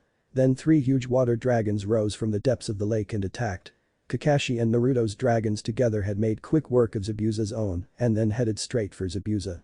The sword-wielding Jonin managed to avoid one of the dragons but was then hit with another one in his face. Zabuza then got up and began another long chain of hand signs which Kakashi copied perfectly while mocking Zabuza by completing his own sentences.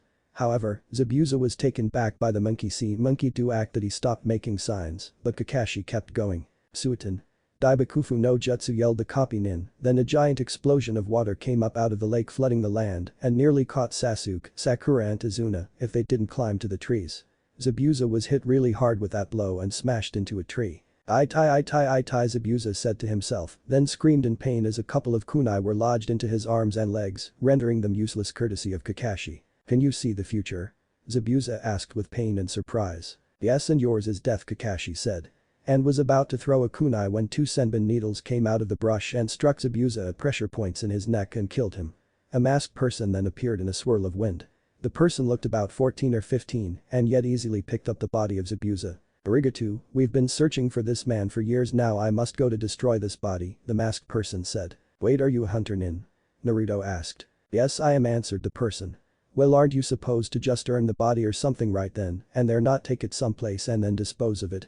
Naruto asked. The hunter nin, although he didn't show it, but he was surprised by the boy's information and therefore left in a hurry with a swirl of wind. Well guys, let's go, Kakashi said, but then fell down and unconscious. Sakura ran up to their sensei and checked him over. Nothing serious guys, just some chakra depletion, he'll be fine. Sakura said. Tazuna and the genin sighed. You know Sakura-chan, you should be a medic nin, you look like you could be a very accomplished one at that. Naruto said. Really Naruto, you think I wait, did you just say Sakura-chan? Sakura asked the blonde Jinchuriki. Yes, I did Sakura-chan, because of this battle you have earned back my respect, Naruto said with a grin. Naruto then picked up the unconscious copycat nin and let Tazuna lead the way to his house. Kakashi woke up to find himself in a regular room in a futon. Naruto then came into the room and called to his teammates. Hey guys, Kakashi-sensei's awake. Naruto yelled down the stairs. Sasuke and Sakura then ran up and saw their sensei sitting up in his futon, looking a lot better but still exhausted from his fight with Zabuza. Hey Naruto, Sasuke and Sakura, Kakashi said in his lazy tone. Sensei, glad to see you're alright. Right after you fainted we Naruto and Sasuke carried all the way to Mr. Tazuna's house. Sakura said. Hey guys, I don't want to be the bringer of bad news, but Kakashi started, Zabuza's still alive, Naruto finished. Ooh yeah, what he said, Kakashi said. Sakura and Sasuke looked at him like he had just grown a second head. What do you mean he's still alive? Sakura yelled, making all the guys cover their ears to prevent deafness. I mean, we all saw him get killed by that hunter nin, right? Unfortunately that was a fake one, Kakashi told her. However, the damage Naruto and I did to him should take him out of commission for at least a week. Good work protecting Tazuna guys, especially you Naruto, you've improved a lot, Kakashi said with a mask-covered grin. Sasuke scowled because he barely got any praise and began envying Naruto. Arigato Kakashi-sensei, Naruto said with his foxy grin. So now then, during this week we'll be doing some training in order to get ready for our rematch with Zabuza, Kakashi said, his tone full of seriousness. The three genin nodded in agreement. But first, I'm hungry, where's the food? Can't teach on an empty stomach, you know. The genin then sweat dropped at their sensei's antics, but realized he did have a point. Sasuke and Naruto then helped Kakashi up and carried him downstairs to meet Tazuna's daughter, Tsunami, and her son, Inari. Kakashi ate his lunch of rice and vegetables and then, using the crutches the Tazuna family supplied him with, then left with the genin to go train them. Some random forest near the Tazuna household. Okay guys, time to get down to business. Sasuke, Sakura, I'm going to teach you all the water walking technique while Naruto goes and does some training by himself. This means training with Kyuubi. Come on Sasuke and Sakura, let's go. Naruto, you know what to do, Kakashi said. Naruto nodded and then leapt into the trees to do some fox-style training. Kakashi then led the two genin to a nearby pond which just happened to be there. Sasuke tripped on a pebble and fell into the pond. Sakura rushed over to help him while inner Sakura was laughing her ass off. Kakashi was laughing too. Sasuke-kun, are you alright, are you hurt? Sakura asked with concern. I'm fine, Sakura, Sasuke answered and then got up out of the pond and stood up next to a tree, soaking wet and brooding, while Sakura looked at him with concerned eyes. Kakashi then stopped laughing and explained the water walking. Okay guys, to do the water walking you must first channel chakra into your feet like the tree walking you learned back in Konoha, but in order to keep yourself on the water, you must keep expelling his chakra from your feet at a constant pace. Kakashi explained. "Hi Kakashi-sensei," the two genin said, and then proceeded to do it.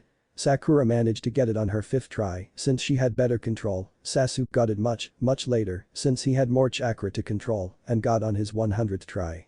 Kakashi then told them to keep practicing while he would go off to check on Naruto. "Kakashi, what training is Naruto going through?" Sasuke asked, curious about his blonde teammate. "Yeah, what is Naruto doing?" Sakura asked. Kakashi sighed. "It's a secret, so sorry," Kakashi said, and then leapt away to find Naruto. But Naruto was having a spar with one of his shadow clones. The clone tried a sweep kick, but Naruto jumped it and tried a punch to the clone's head. The clone ducked and tried to kick Naruto's chin, the kick that starts the primary lotus, but Naruto leaned back and dodged it and rolled back and got into the Kitsunekan stance. Naruto grinned and then rushed the clone. The clone, expecting a straightforward attack, got ready to block dodge it, but Naruto jumped, surprising the clone, and hit the clone in the head with an axe kick, thus dispelling it. Naruto then wiped his face at a nearby river and took a luwang drink and then turned around to see Kakashi clapping his hands and wearing a smirk. "Nice show Naruto, impressive moves you showed me," Kakashi said. Naruto grinned and then sat down in a cross-legged position. "Thanks sensei, so if you don't mind I need to do some training with the furball," Naruto said, and then smirked when he heard Kyuubi growl angrily in his mind at the insult. "Sure, oh and here this is a jutsu scroll, it's Futon. Tatapa, wind style. Great breakthrough, Suiton. Sujinheki, water style. Water wall jutsu, Mizubunshin no Jutsu, water clone jutsu, Kagebunshin no Jutsu, wind clone jutsu, Kage shuriken bunshin no Jutsu, shadow shuriken clone jutsu, and Kagebunshin Daibakuha, exploding shadow clones. Kakashi said, tossing Naruto a small scroll. "This jutsu summons a large gust of wind that could blow down a few oak trees at max power," Kakashi said. Naruto thanked Kakashi and then went into his mindscape to train with Kyuubi. Kakashi then smiled at his sensei's son. "This boy is destined for greatness, may even be better than his father one day," he thought, and then jumped to trees to return to Sasuke and Sakura, but didn't notice the shocked faces of a pink-haired and a black-haired genin that were racing back to the pond. Sasuke was also extremely jealous that Naruto got to learn all those amazing and powerful jutsus. Naruto training with the Kyuubi. "I don't understand," Sakura thought as she and Sasuke made it to the pond, but was snapped out of her thoughts when she saw Kakashi with an angry face on. "Guys, why did you disobey my orders? I specifically told you stay here and train in water walking as you haven't mastered it. Sure, you could do it, but that doesn't mean you mastery over it," Kakashi yelled. The two genin flinched at the jonin's words and then suddenly found the dirt to be very interesting. Sasuke then found the courage to answer. "Well sensei, we were curious about Naruto's special training and followed you," Sasuke said, his Uchiha pride preventing him from being scared and looking like he pissed pants, which Sakura just happened to be acting like right now. Kakashi sighed and then glared at his students. "How much did you hear?" he asked the two. "We heard the part with Naruto's training with the Kyuubi. I don't understand sensei, and the Kyuubi is dead, isn't it?" Sakura asked, somehow managing to speak. Kakashi looked down again and sighed again. "That is something Naruto himself will tell you when he thinks you two will be ready to deal with the news. He will eventually tell you," Kakashi answered and then told them to go back to the Tazuna household while he went to get Naruto. But Naruto was sleeping on the trunk of a tree, his new black t-shirt with a Uzumaki spiral on it, and his khaki shorts were covered with grass stains, and his face and hands and legs were covered with dirt. Then a young girl wearing a pink kimono was walking through the forest with a basket full of herbs. The girl spotted Naruto and went up to the sleeping Jinchuriki and pulled out a kunai. "That's because this was no ordinary girl, an. I'm making Haku female in this, so I'm leaving it at she. This was the fake hunter Nin Haku. Should I kill him now and end the trouble because we will fight soon? On second thought I will want to see more of his skills, so I will have to kill him on the field of battle," Haku thought, and then put back the kunai into the hidden pocket of her kimono and then woke up our blonde hero. Naruto stirred and then whipped out a kunai thinking it was an enemy. Naruto, now fully awake, saw a pretty girl wearing a pink kimono with a basket of herbs. Herbs used for healing, he realized. Naruto stashed his kunai and stood up, dusting off his pants. "Those herbs are used for healing. Do you have a sick friend?" Naruto asked the girl. "Why yes I do." Haku didn't finish. "Oh my bad, where are my manners? My name is Uzumaki Naruto, the next Hokage, and you are?" "My name is Haku, and if you are dreaming to become Hokage, then you really are dreaming big," Haku said with a smile. "Well, I don't care, once I make a promise to myself or someone I never give up until I fulfill it," Naruto said with confidence and determination. Haku nodded and then asked Naruto an unexpected question. "Do you have anyone precious to you, your precious people?" Naruto looked stunned and then thought, "People precious to me? Iruka, Sakura, Sasuke, Kakashi-sensei, Jiji Hokage, and the other rookies, Naruto thought. Yeah, I have a lot of people whom I hold precious to me, Naruto said with his foxy grin plastered on his face. Haku smiled and then got up having collected all the necessary herbs. Well, I have to go, Uzumaki, I hope we meet again someday. Haku said and then walked off. Me too, Hunter-san, he said, whispering the last part. Haku then froze and watched Naruto's retreating back. He knew, she thought, and then ran off to the hideout she and Zabuza were using. Kakashi then arrived and found Naruto looking exhausted walking back to Tezuna's house. It was getting dark, so Kakashi then grabbed Naruto under his arm and sped off towards the house. Naruto, Sakura and Sasuke followed me and heard our little conversation about your training with Kyuubi, and they're starting to question me, you're going to have to tell them soon, Kakashi said. Naruto looked at his sensei with surprise and then changed to a downcast look. Naruto sighed and looked up at the silver moon. This day came sooner than I expected, I'll tell them after the mission. Well, Kyuubi Tausen, looks like my secret is gonna have to be revealed. Don't worry kid, they'll accept you, I just know it, so don't worry yourself, and Naruto, I am very proud to call you my kid. Naruto smiled and then went straight to bed when he and Kakashi arrived at Tezuna's house. It was around 10 o'clock in the morning and everyone was awake and ready except for Naruto, who was worn out from all his training and thinking about how to explain about his Tusan, Kyuubi. So Kakashi and the others decided to let him sleep in as they went with Tezuna to the bridge, leaving Naruto with Tsunami and Inari. But Naruto yawned loudly as he woke from his slumber, scratching his head, and then got up to have his shower.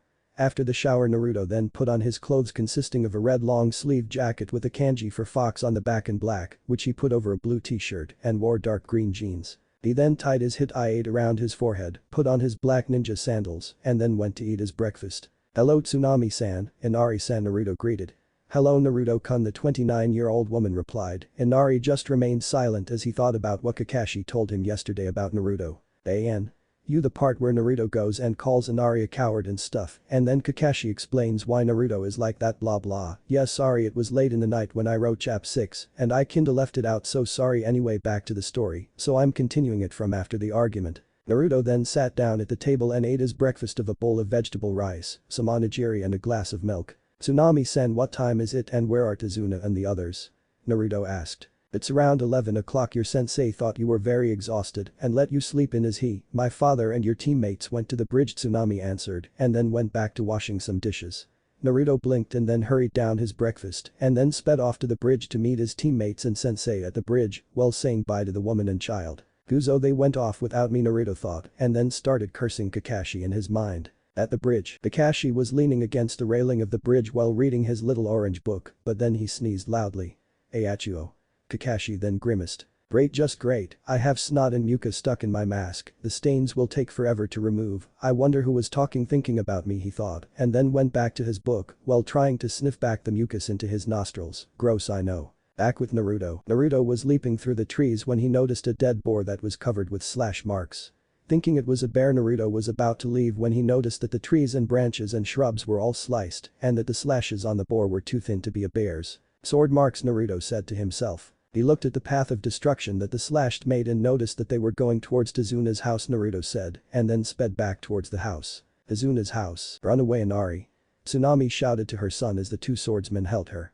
One was very muscular and had scars all over him, a tattoo on his arm, and wore an eye patch and only wore sandals and long black pants. The other one was short, wore a gray sweater and green shorts and a ski cap.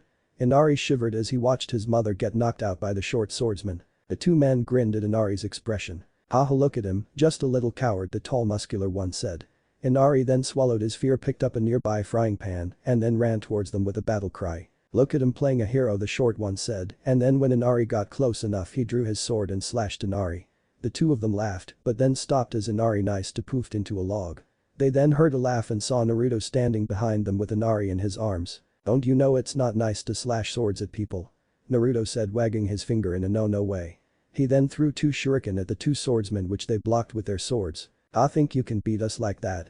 The tall one said with a confident smirk. No, but they could, Naruto replied, pointing behind them.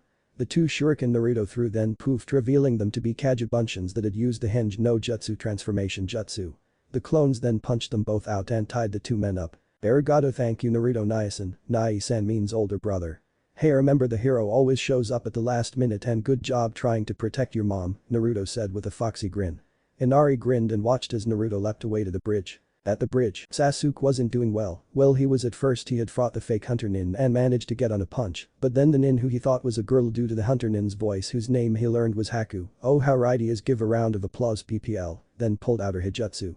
Maku Hyushu secret jutsu. Demonic crystal ice mirrors. He was now trapped in them and now had no way of getting out as the hunter nin could move faster than he could as he was being struck by senbon from all sides. Sakura was too busy protecting Tazuna to help him and Kakashi-sensei was fighting Zabuza in the mist. Then when he thought all hope was lost he heard a familiar voice. Outside the ice prison. Hello people, Uzumaki Naruto at your service, Naruto shouted announcing his presence. Zabuza and Kakashi paused their battle to see the blonde Jinchuriki arrive. Kakashi and Sakura and Sasuke sighed in relief as they heard Naruto. Zabuza on the other hand growled in anger. You little gawky brat, this is for hitting me with your water dragon, Zabuza said and threw a flurry of kunai at the blonde. Naruto was about to deflect them with his own kunai when some senbon needles came out of nowhere and clashed with the kunai. I am sorry, Zabuza-sama, Haku said, but I want to be the one to defeat this boy. Haku finished. Zabuza nodded. Make sure you kill him painfully, he said and then went back to fight Kakashi. Naruto then ran up to Sakura and Tazuna. Hey guys, are you alright? Naruto asked with concern in his voice. Yes, but Naruto, why are you here? You should be helping Sasuke-kun.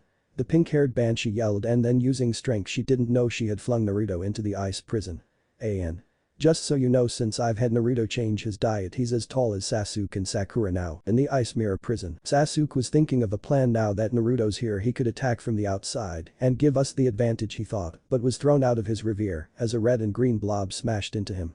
Naruto and Sasuke were rolling on the ground, but when they stopped Naruto had accidentally moved his face at the wrong time and ended up kissing Sasuke. The two boys' eyes widened and then started coughing and spitting as if they had the plague. Meanwhile Haku was trying her best not to laugh at the scene so that she couldn't lose her focus on the mirrors. You kissed me?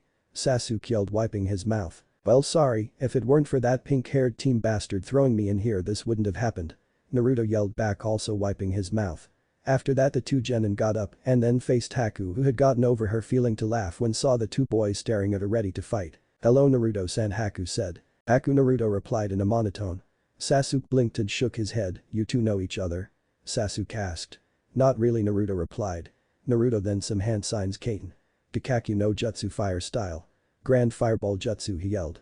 The large fireball spewed out of Naruto's mouth and at the mirrors expecting them to melt, but they didn't. Naruto, fire doesn't work on these mirrors, I tried, Sasuke said.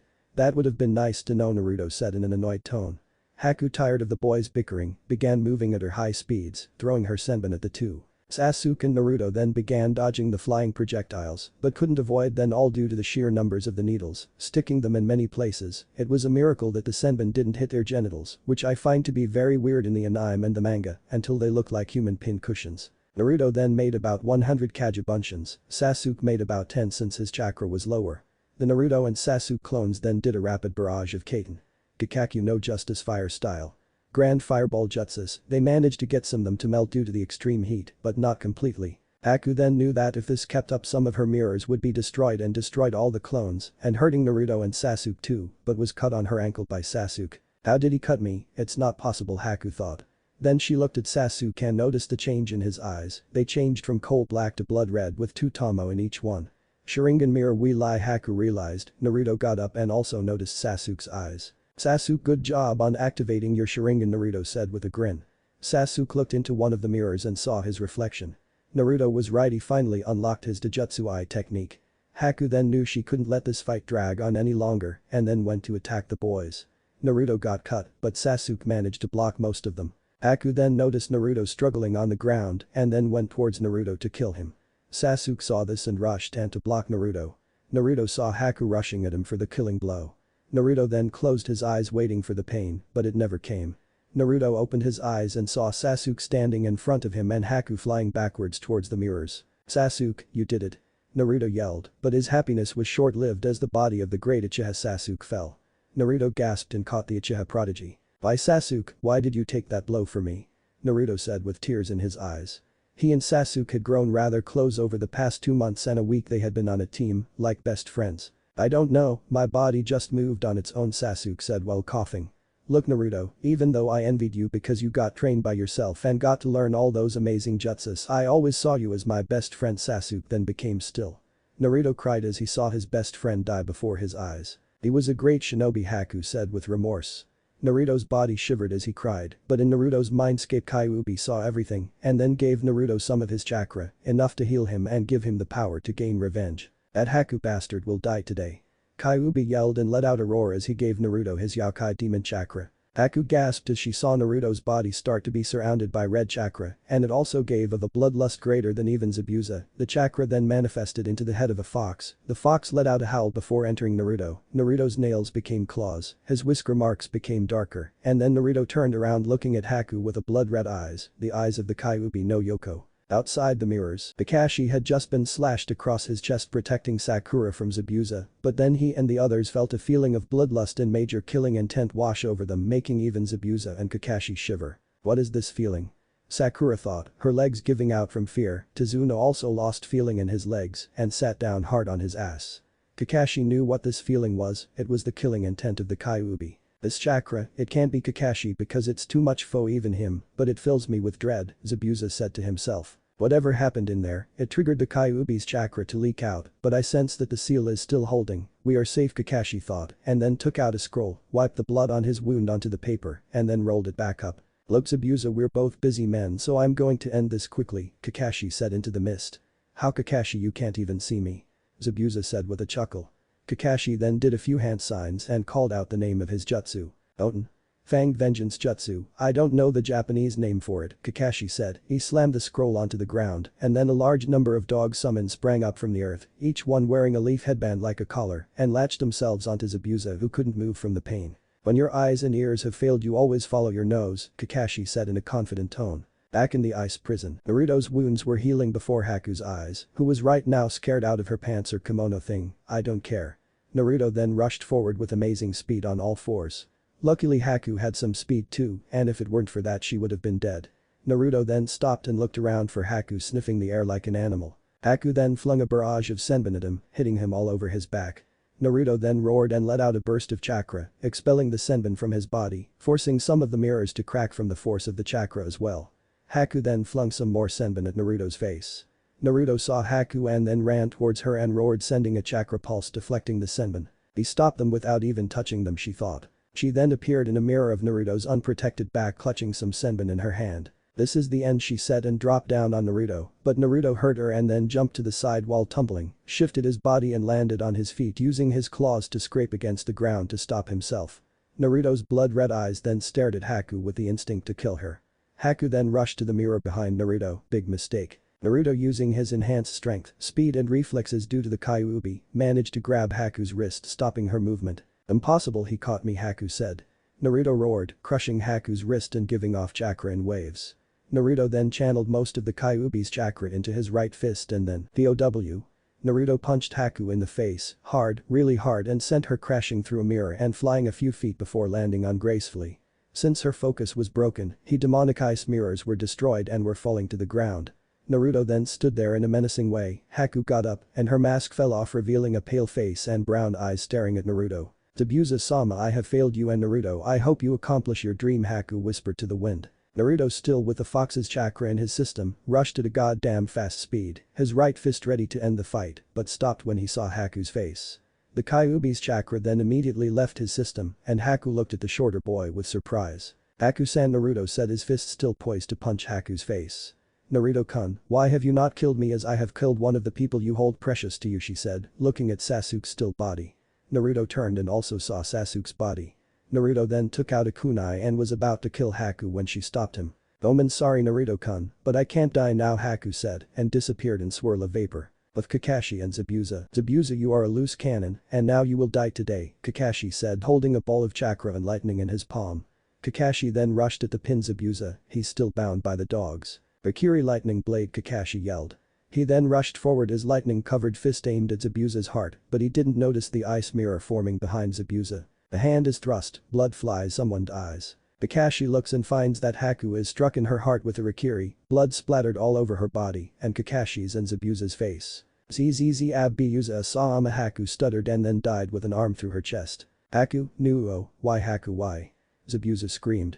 "Looks like you missed, but I'm not going to kill you for money, I'm going to avenge Haku, now die." Zabuza then sloppily attacked using his sword in his left hand, but Kakashi avoided it and stabbed him in the shoulder, rendering it useless. Kakashi then jumped away and closed Haku's eyes and rested her on the ground. Zabuza then appeared behind Kakashi, but got punched in his face. He then tried to slash Kakashi with the sword in his right hand, but Kakashi appeared behind him and was about to strike him in the neck with a kunai, but Zabuza twisted his body so that it stabbed him in the other shoulder. Zabuza, give up, you can't win, you've lost both your arms and the only person you hold dear, Kakashi said. Zabuza sighed, but then growled when he heard some laughing behind him. There stood a short man in a business suit with a lot of ninja and samurai behind him. I Gatu will now kill you for you have just finished your use to me, Gatu said. His lackeys laughed along with their boss. Naruto then came out with Sasuke's body and rested it by Sakura, who was now crying her eyes out. Tazuna felt sorry for her and now understood the life of a ninja. Naruto then stood with Kakashi and Zabuza facing Gatu. Hey kid, can I borrow a kunai? Zabuza asked Naruto. Sure, Naruto replied, tossing him one from his kunai holster. Zabuza caught it in his mouth and then rushed towards Gatu. Gatu then ran to the back of his little mob. Kill him. Gatu yelled to his lackeys. The mob then got ready to attack Zabuza when the cloud behind Zabuza took a rather ominous shape, the shape of a demon. Zabuza used their fear to an advantage, slicing them all to get closer to Gatu. Zabuza was stabbed all over his back, but he kept going. Why won't you die, yelled one of the samurai guards. Zabuza then reached Gatu and stabbed him in the stomach.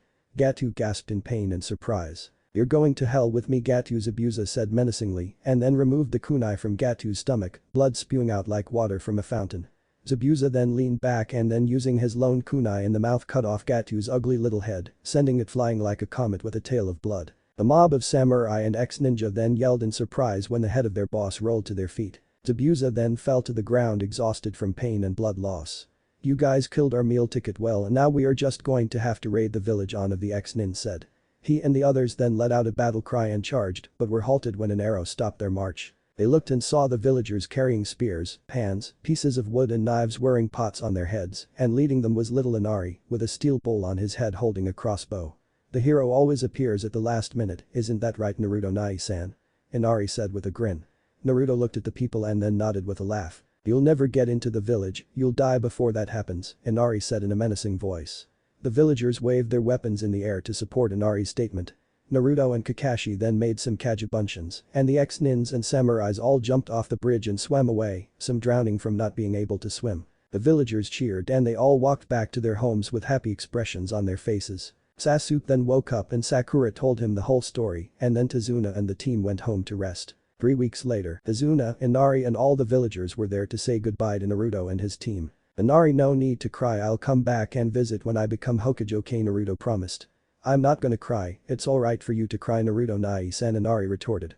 Me cry, no way, Naruto, and the team then turned and walked away. Naruto and Inari were blubbering at seeing each other leave. Aka, Sakura thought. So what you gonna name the bridge 2-cent Tsunami, asked her father while watching the retreating backs of the 4 shinobi. Tazuna smiled, that Naruto boy inspired Inari and all of us to keep believing and fight for ourselves, so we shall name this bridge, but he was interrupted by Inari. The Great Naruto Bridge, Inari shouted. Tazuna chuckled, yes, the Great Naruto Bridge, a great name for a great work of art. It had been 3 days after the mission to Wave and Naruto, and his team had received their pay, which was a lot, I might add. Naruto and the others then went to their respective homes and slept a lot. So Naruto, being the kind and generous soul he is, decided to pay a visit to Ichiraku Ramen with his froggy wallet, Gama-chan, which was bulging with over what seemed to be over 2,000 yen after his nap. Ichiraku Ramen, hey Gigi, I'm back. Naruto yelled to the old chef. Ichiraku's daughter smiled, knowing that voice anywhere. Hey 2-sen, our favorite customer's back, she said with a smile. Naruto, you're back, I missed you, you little gaki. Business has been slow since you left, Ichiraku said. Well, no need to fear, Gigi, I will have your extra large chicken and pork ramen please. Naruto said with excitement, for he had not eaten his favorite food in over 3 weeks. A few seconds later, Ichiraku came back with the 2 piping hot bowls of ramen. Here you go, enjoy, Ichiraku said with a large grin. This boy will have me retire early with all that money, he thought.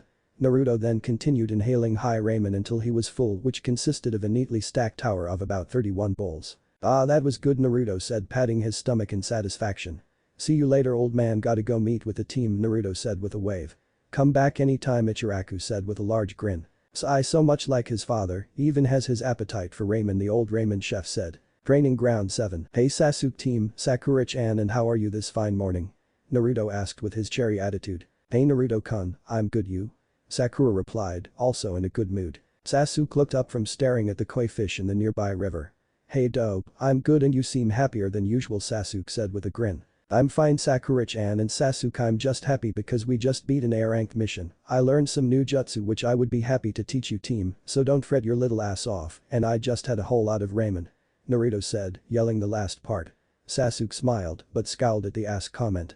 Sakura was just plain happy at seeing her two teammates happy. You see the three of them had grown rather close over the past few months they've spent as a team.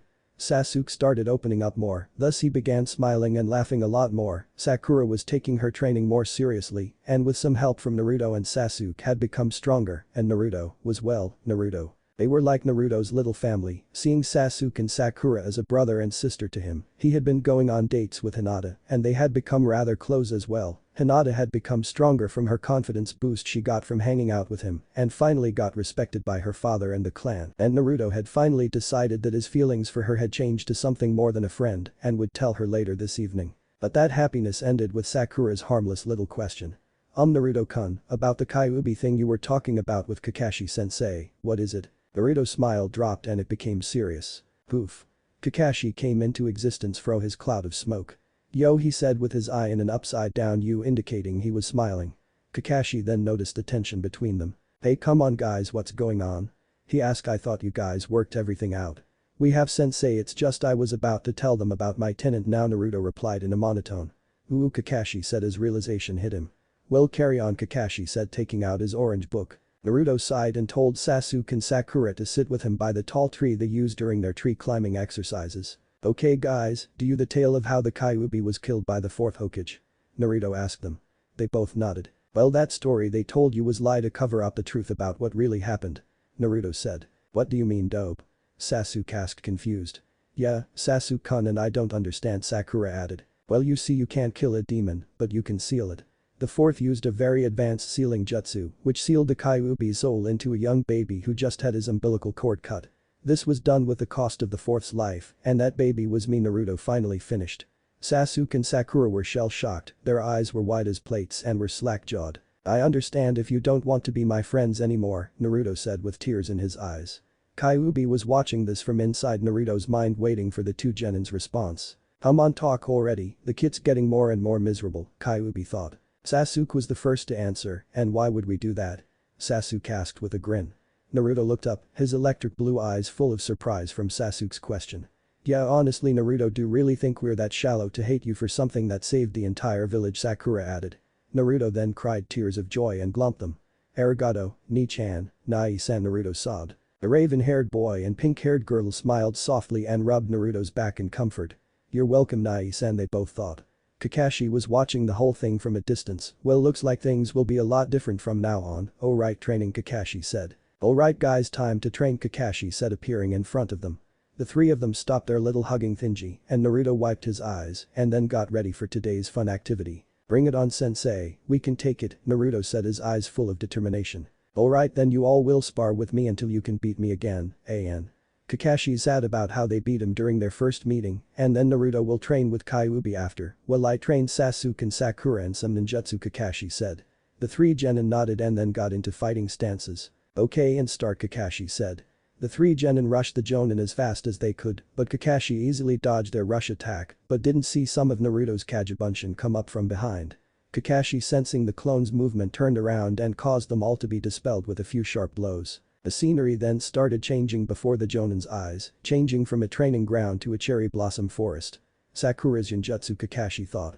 Kakashi was then slashed on his leg, some blood dripping out of the small cut. He was being continuously slashed from all sides before he dispelled it by forcing a lot of chakra from his body to destroy the Genjutsu. Kakashi stood there panting, the numerous cuts on his body were dripping with blood and standing before him were thousands of Naruto Kagebunshins. Kakashi knowing this was getting serious, raised his hit I-8 showing his dreaded Sharingan eye. Seems you're taking this seriously now aren't you sensei Naruto said. Yup and I'm not holding back Kakashi replied. He then began destroying clone after clone. One of the clones tried a punch to the head and another, a chakra-infused kick to Kakashi's chest. Kakashi ducked under the punch and grabbed the other clone's leg and threw it into another clone. The fireball then plowed through the clones and towards Kakashi, destroying a lot of clones in the process. Kakashi jumped the flaming sphere of doom, but saw Sasuke, Sakura and Naruto about to do a triple punch to his head, but unlike before, he was prepared and kicked Sasuke in his chest, punched Sakura in her stomach, and kicked Naruto in the groin, Ouch. The three of them then poofed into smoke indicating they were Kagebunshins. Kakashi landed on the ground when he saw a gale force wind heading towards him. Dueton. To top Naruto yelled. Kaiten. Kiryuenden no jutsu Sasuke yelled. The wind then mixed with the flaming dragon, making its flames more powerful as it sped towards the Jonin with a roar. Kakashi then made some hand signs. Suiton. Sujinhiki water wall jutsu, that's how you spell the Japanese for water wall, right? The wall of water then rose up from the river and moved in front of Kakashi, protecting him from the fire blast. But Sakura came up from behind and held a kunai to his throat. We win again, Sensei, Sakura said with a cute smile. Kakashi sighed, this starting to get old, I need to come up with some new stuff, he thought. Good job guys, but looks like I won't be able to train you anymore, that spar took a while, so you can go home, Kakashi told them. The three genin then got up from their rest to go home. Oh wait, I almost forgot, here take these, Kakashi said, holding 3 pieces of paper in front of them. They each took one. What are these? Sasuke asked. Those are your applications for the Chunin exams that will be held here in Konoha, the Jonin told Sasuke. You really think we're ready for this big of a tournament, Naruto asked. Kakashi nodded with a smile. Yada. The 3 genin cheered. They then rushed to Ichiraku to celebrate. Kakashi chuckled at their antics and then took out his Icha Paradise book. John then went to go see Linda at the hot springs, Kakashi read with a perverted giggle. After their celebration and coming up with new strategies for the exams, Naruto went to the Hyuga compound to talk with Hinata. Naruto arrived at the gates of the clan and spotted a guard there. Hey Hyuga-san, may I see Hinata please? Naruto asked. Of course Uzumaki-san, follow me, the guard said. You see, the elder Hyugas knew of Naruto's heritage and treated him with respect, but knew not to tell their children, especially Hinata. Here you are, the guard said as they reached the main branch building. Arigato, Naruto said as the guard used Shunshin no Jutsu body flicker jutsu. Naruto then knocked on the door. Humming, said a female voice from inside the house. The door opened revealing Hinata. Oh Naruto-kun, what are you doing here? She asked him. Naruto gulped and began his sentence. Well, you see, Hinata-chan, after all the time we've spent together, I had come to terms with myself that that what? Naruto-kun, Hinata asked with an amused grin, knowing what he was going to say. Come on kid, you can do it, just say it, I know it's hard, believe me I know, Kyuubi said, encouraging his son. Alright, to sensei, here I go, Naruto replied. Attaboy, Kyuubi said with a grin. Naruto then took a really deep breath. Riliki, Naruto said quickly with his eyes shut tight. Hinata chuckled and then kissed Naruto on the lips. Naruto's eyes widened before he melted into the kiss.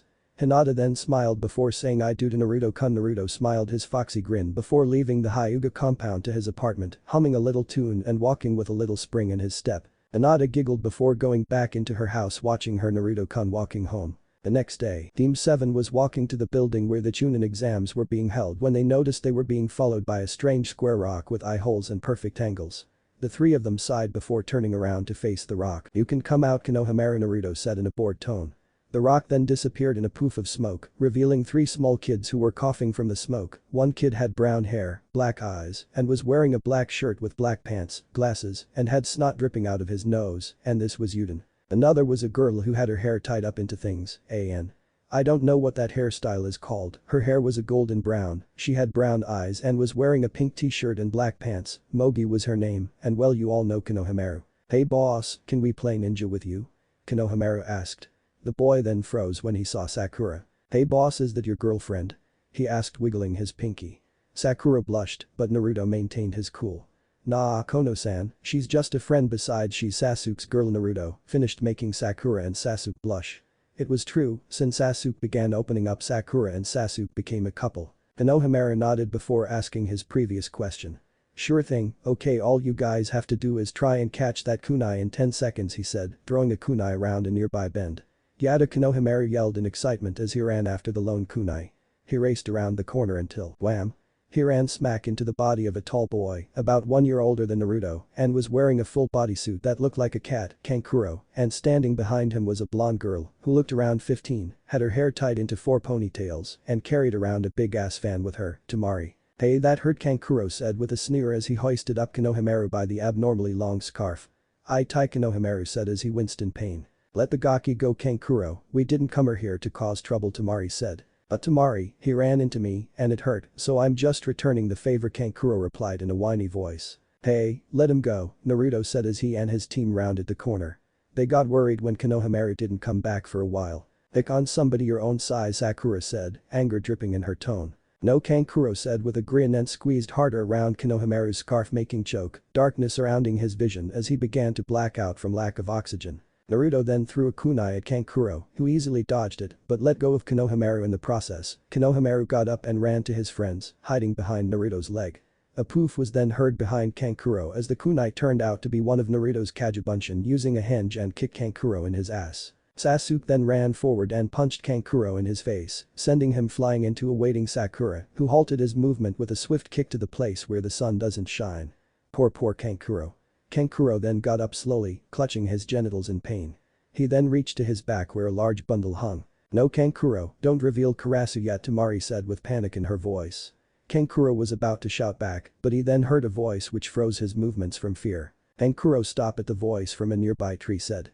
All the heads turned to see a red-haired boy around Team 7's age. He wore a black and brown sash-like outfit which he wore over a fishnet shirt and black pants and carried on his back what looked like a giant gourd.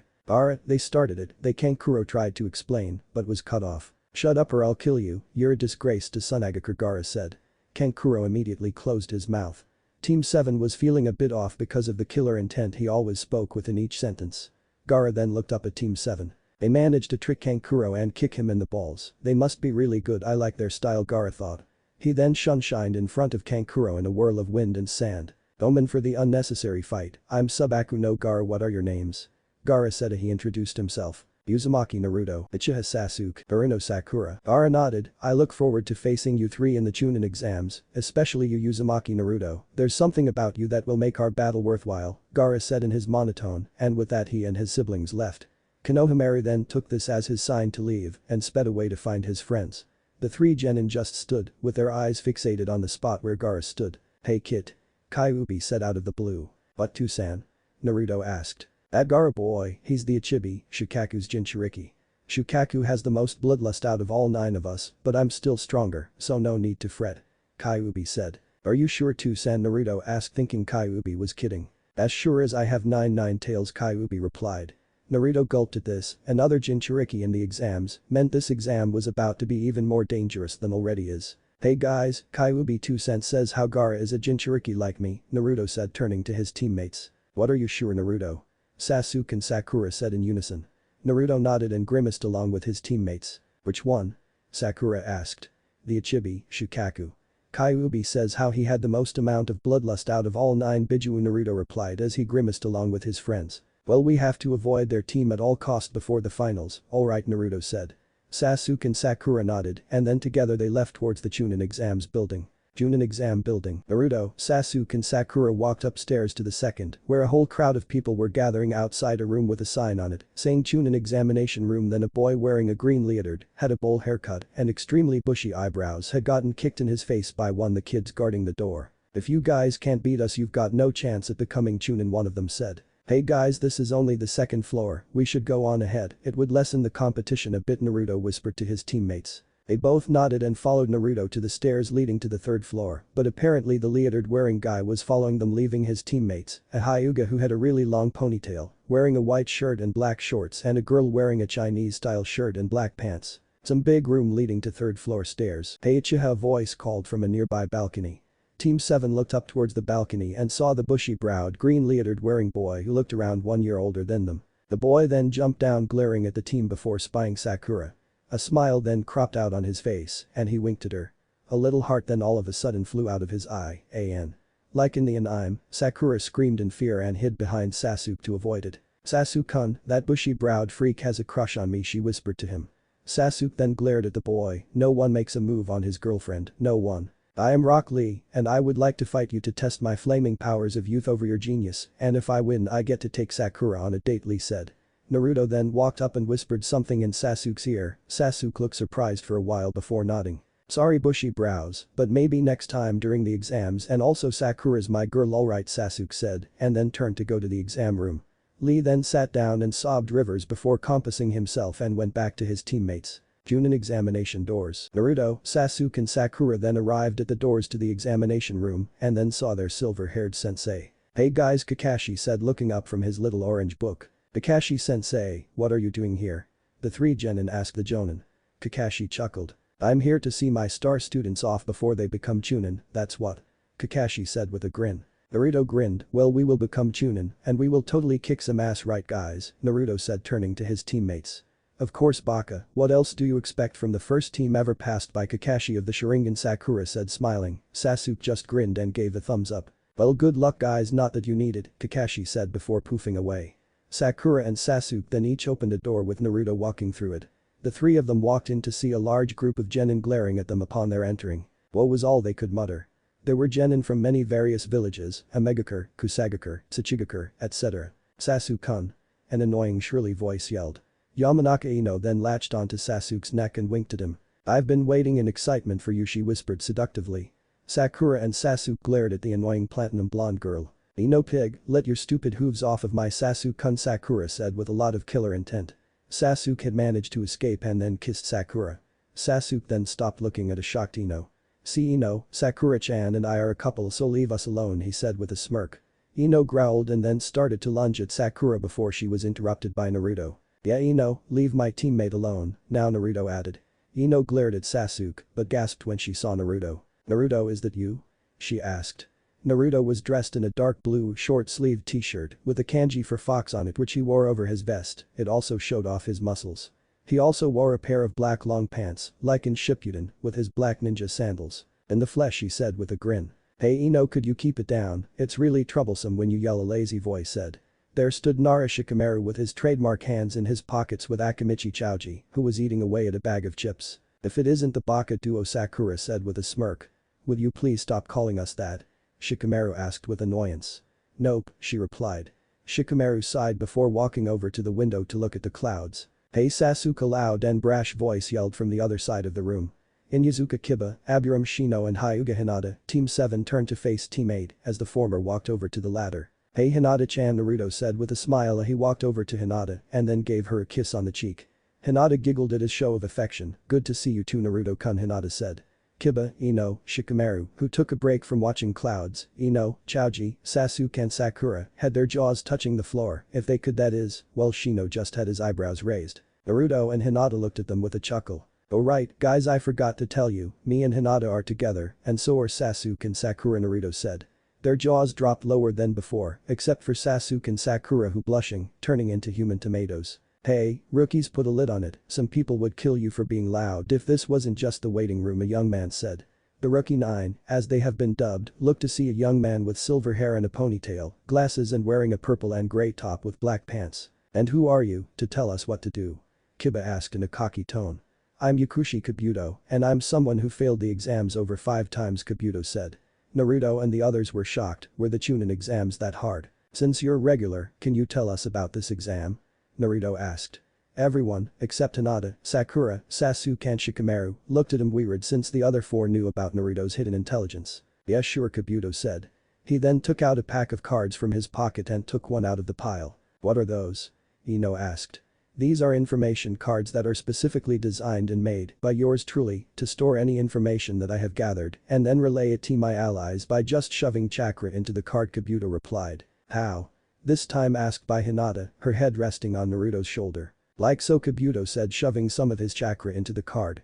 Then a map of the elemental continent appeared along with some holographic bar graphs. Oh, everyone said in amazement. Kabuto chuckled and then explained more about the exams and about the new Atogakure, which since they are new, don't have much ninja participating. I can also show information on certain genin if you wish, Kabuto said. Team 7 then stepped forward and then told Kabuto the names of the genin they wished to know about. Subaku no Gaara and Rock Lee, Naruto said. The others looked at Team 7 with a what the hell are you talking about face.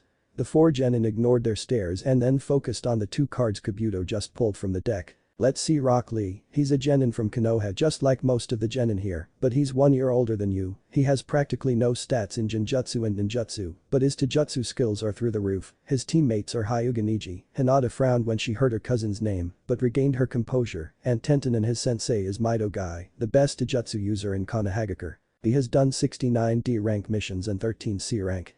An average amount for a genin team that lasts only 1 year so far. Kabuto said, surprised at the Taijutsu stat on the card.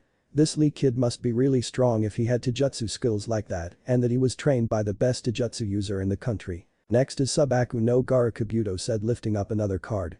It says here that he, like his name suggests, is from Sunagakure, his teammates are his older siblings, Kankuro and Tamari. Their sensei is unknown, but specializes in wind jutsus. Gara and his team have done 32 D rank, 10 C rank and 1 B rank, impressive, and is said to come out of each mission without a scratch Kabuto exclaimed, his eyes widening at the last part. The rookie 9's eyes widened too, coming out of all your missions without a scratch. I mean D ranks, I can understand, but C's and B's what is this guy? Shikamaru questioned himself, but Team 7 knew and then looked around for Gara and then spotted him sitting with his siblings and was staring back at them. Uzumaki Naruto, mother wants your blood Gara thought looking at Naruto with a wild look in his eyes. Naruto then stared back at Gara and then looked back at Sakura and Sasuke with a look that said I think he's crazy. Poof. A large plume of smoke then appeared in front of the classroom, exam room, and when the smoke cleared there stood a large group of chunin, along with a jonin who wore long black pants, a standard jonin outfit, and a large black trench coat which he wore over it. Okay you Gakus go to your seats, I'm Marino Ibiki, and I will be your proctor for today's written part of the chunin exams Ibiki said. Naruto started to sweat, I'm gonna die, oh Kami-sama just take me now he prayed to himself. Okay you Gakus take your assigned seats from the other proctors so I can start explaining to you about the exam Ibiki said. All the genin then did as instructed and sat in their seats, same seating arrangement as in the anime. Alright you brats, allow me to welcome you to your very first chunin exams, for others welcome back Ibiki said with a smirk. The rookie 9 all turned heads to look at Kabuto who just smiled. Okay so the chunin exams are like this, you first have the written test, which is led by me, another test which tests your survival skills, and finally the final exams, which test your fighting capabilities to see if you're fit for chunin the genin all nodded. Now then, for my part of the exam, you Gakus will do a test which consists of 10 questions. Each question is worth 1 point and therefore if you get all your questions wrong you get 0 if you lose 1 mark, you have 9 points, etc. And if you are caught cheating, you and your teammates are immediately disqualified and will have to try again next year. Ibiki finished grinning like a madman when he saw the terrified looks on the genin's faces. Oh boy this gonna be a fun exam this year. This test is 1 hour and 45 minutes long and also if one teammate doesn't answer a question, that person's team also fails, Ibiki added, making most of the genin pale. The genin then received their tests and the chunin exams began. Now then with our blonde enigma, he was looking at the questions with a lot of concentration, a lot. Okay first question, if you throw a shuriken at a perpendicular angle to the ground and takes 30 seconds to hit a nearby enemy, find out the distance it traveled before hitting the enemy Naruto was already sweating as he looked at all the other questions. Fuzo, all these questions are all almost or are impossible to solve, it's almost as if they want us to Naruto thought as realization hit him. But Sasuke, seems as though they want us cheat, Sakura won't need to since she's a genius, but I hope Naruto figures it out. If he doesn't, we all fail. Sasuke thought as he looked at his teammates, first Sakura then at Naruto. Naruto's head was against his desk, clutching his hair. But then Naruto got up with a start and you could probably tell he was grinning. Looks like he figured it out Sasuke thought and then returned to his test paper by copying somebody's answers with the Sharingan. But Sakura was on fire, she was answering questions so fast it looked like her hand was a blur. Okay I've answered all 9 questions and the 10th question isn't told until 45 minutes are left in the exam, so I'll just take a nap Sakura thought, smiling at her final thought and then closed her eyes and fell asleep. Back with Naruto, looks like it's time for those enhanced senses Kyuubi 2-sen gave me to be tested out. Naruto closed his eyes and then focused on his sense of hearing and listened to the sounds of the pencils writing. He then focused his hearing onto one of them and blocked out all sounds except the sound of that one pencil. His eyes then shot open and he was grinning like a madman making Hinata, who was sitting next to him, look at him weird but then smiled softly as she knew why he was grinning so. Naruto then began writing answers as fast as he could. He had just reached the 8th question when he heard those 2 fateful words. Time's up. Ibiki said. The 10th question will now be revealed. All the genins except for the rookie 9 gulped in anticipation. But before I say it, which of all of you here would like to drop out of this exam, if you wish to, do so now Ibiki stated. Then immediately after Ibiki asked that at least 15 teams dropped out leaving the rookie 9, Team Guy, the Sand team, the Odo team and about 22 other random teams stayed behind, Ibiki nodded with a grin. For those of you who stayed, congratulations you pass Ibiki said smiling at the awestruck genin. Then Tamari stood up and asked what was the 10th question. Ibiki was about to explain, but Sakura got to it first. Well you see, the point of this exam was to do information gathering. A ninja is required on some missions to get information, however the 10th question was made to test if those who stayed are ready for the tasks ahead on the road to becoming Chunin, so therefore you could have just done this test without answering a single question, Sakura answered with smile, proud of her answer. Ibiki nodded and then removed his bandana around his head. The girl is right, information is important and could help during, for example, the third great shinobi war he said, and then completely removed his headband, showing he had burn marks, long scars and puncture marks from screws being inserted into his skull. The genin all felt like they wanted to hurl, some on the verge of doing so. Sometimes information can cost you your life and as you have just seen, I nearly lost mine in the effort to do so Ibiki finished while tying his bandana back on. Crash. A nearby window was shattered and a rolling black blob came through it. Kunai then pinned themselves to the four corners of the front wall, showing a black tarp the size of the wall and written on it, it says Anko rules. And there standing in front of said wall was a woman, probably early 20s, with purple hair and was wearing a skirt and a wire mesh bodysuit and over that she wore a long, large yellow-brown trench coat. If it wasn't for the trench coat and the skirt she'd be a walking itcha paradise. Alright brats your time with Ibiki is over and now you are to come with me, the coolest jonin ever, Mitarashi Anko, proctor of the second part of the Chunin exams. Anko yelled. The class was silent and a little cricket could be heard chirping in the distance. Ibiki then removed himself from behind the tarp. Anko you're early again Ibiki told her. Anko sweat dropped, oh she said with a face that said I, an experienced jonin, just embarrassed myself in front of a whole bunch of genin, great first impression Anko. Now the Sasuke, Sakura and the other rookies were all looking at Naruto and thought the same thing. She's a lot like Naruto this caused Naruto to sneeze multiple times. I wonder who's talking about me Naruto wondered looking around the classroom. After the silence, minus Naruto sneezing, Anko then told them to follow her to the area where the second part of the Chunin exams were to be held. The genin all reluctantly followed. In Naruto's mindscape, Iubi was looking at the pond created in Naruto's mindscape, but this was no ordinary mentally made pond. This pond made Kyuubi see what Naruto was seeing, and when he saw this Anko person he was rolling on the ground laughter and injured his spleen, which of course healed. After that Kyuubi began to think if he should teach Naruto, knowing that the final part of the exams let their competitors take a 1 month off to train. But to teach what to teach, no, not that one that's it, I'll give him the greatest techniques a Lord of the Foxes can give. The Demon Lord thought giddy with excitement. Training Area 44 Forest of Death. The genin were all standing in front of a large wall of wire and beyond that was a large dense forest with trees that made the Hokage building look like a toy house. Anko was facing them with a small smile on her face. Hello my little genin, this is where your survival skills come into play, this is where your second part of the Chunin exams take place. Welcome to Training Area 44 also known as the Forest of Death, she said in a scary tone and a crazy smile plastered on her face. The genin gulped in fear, not Team 7 they wore looks of seriousness and looked like they could take on the Bijuu and win. Ooh Forest of Death I'm so scared Naruto said in a sarcastic voice.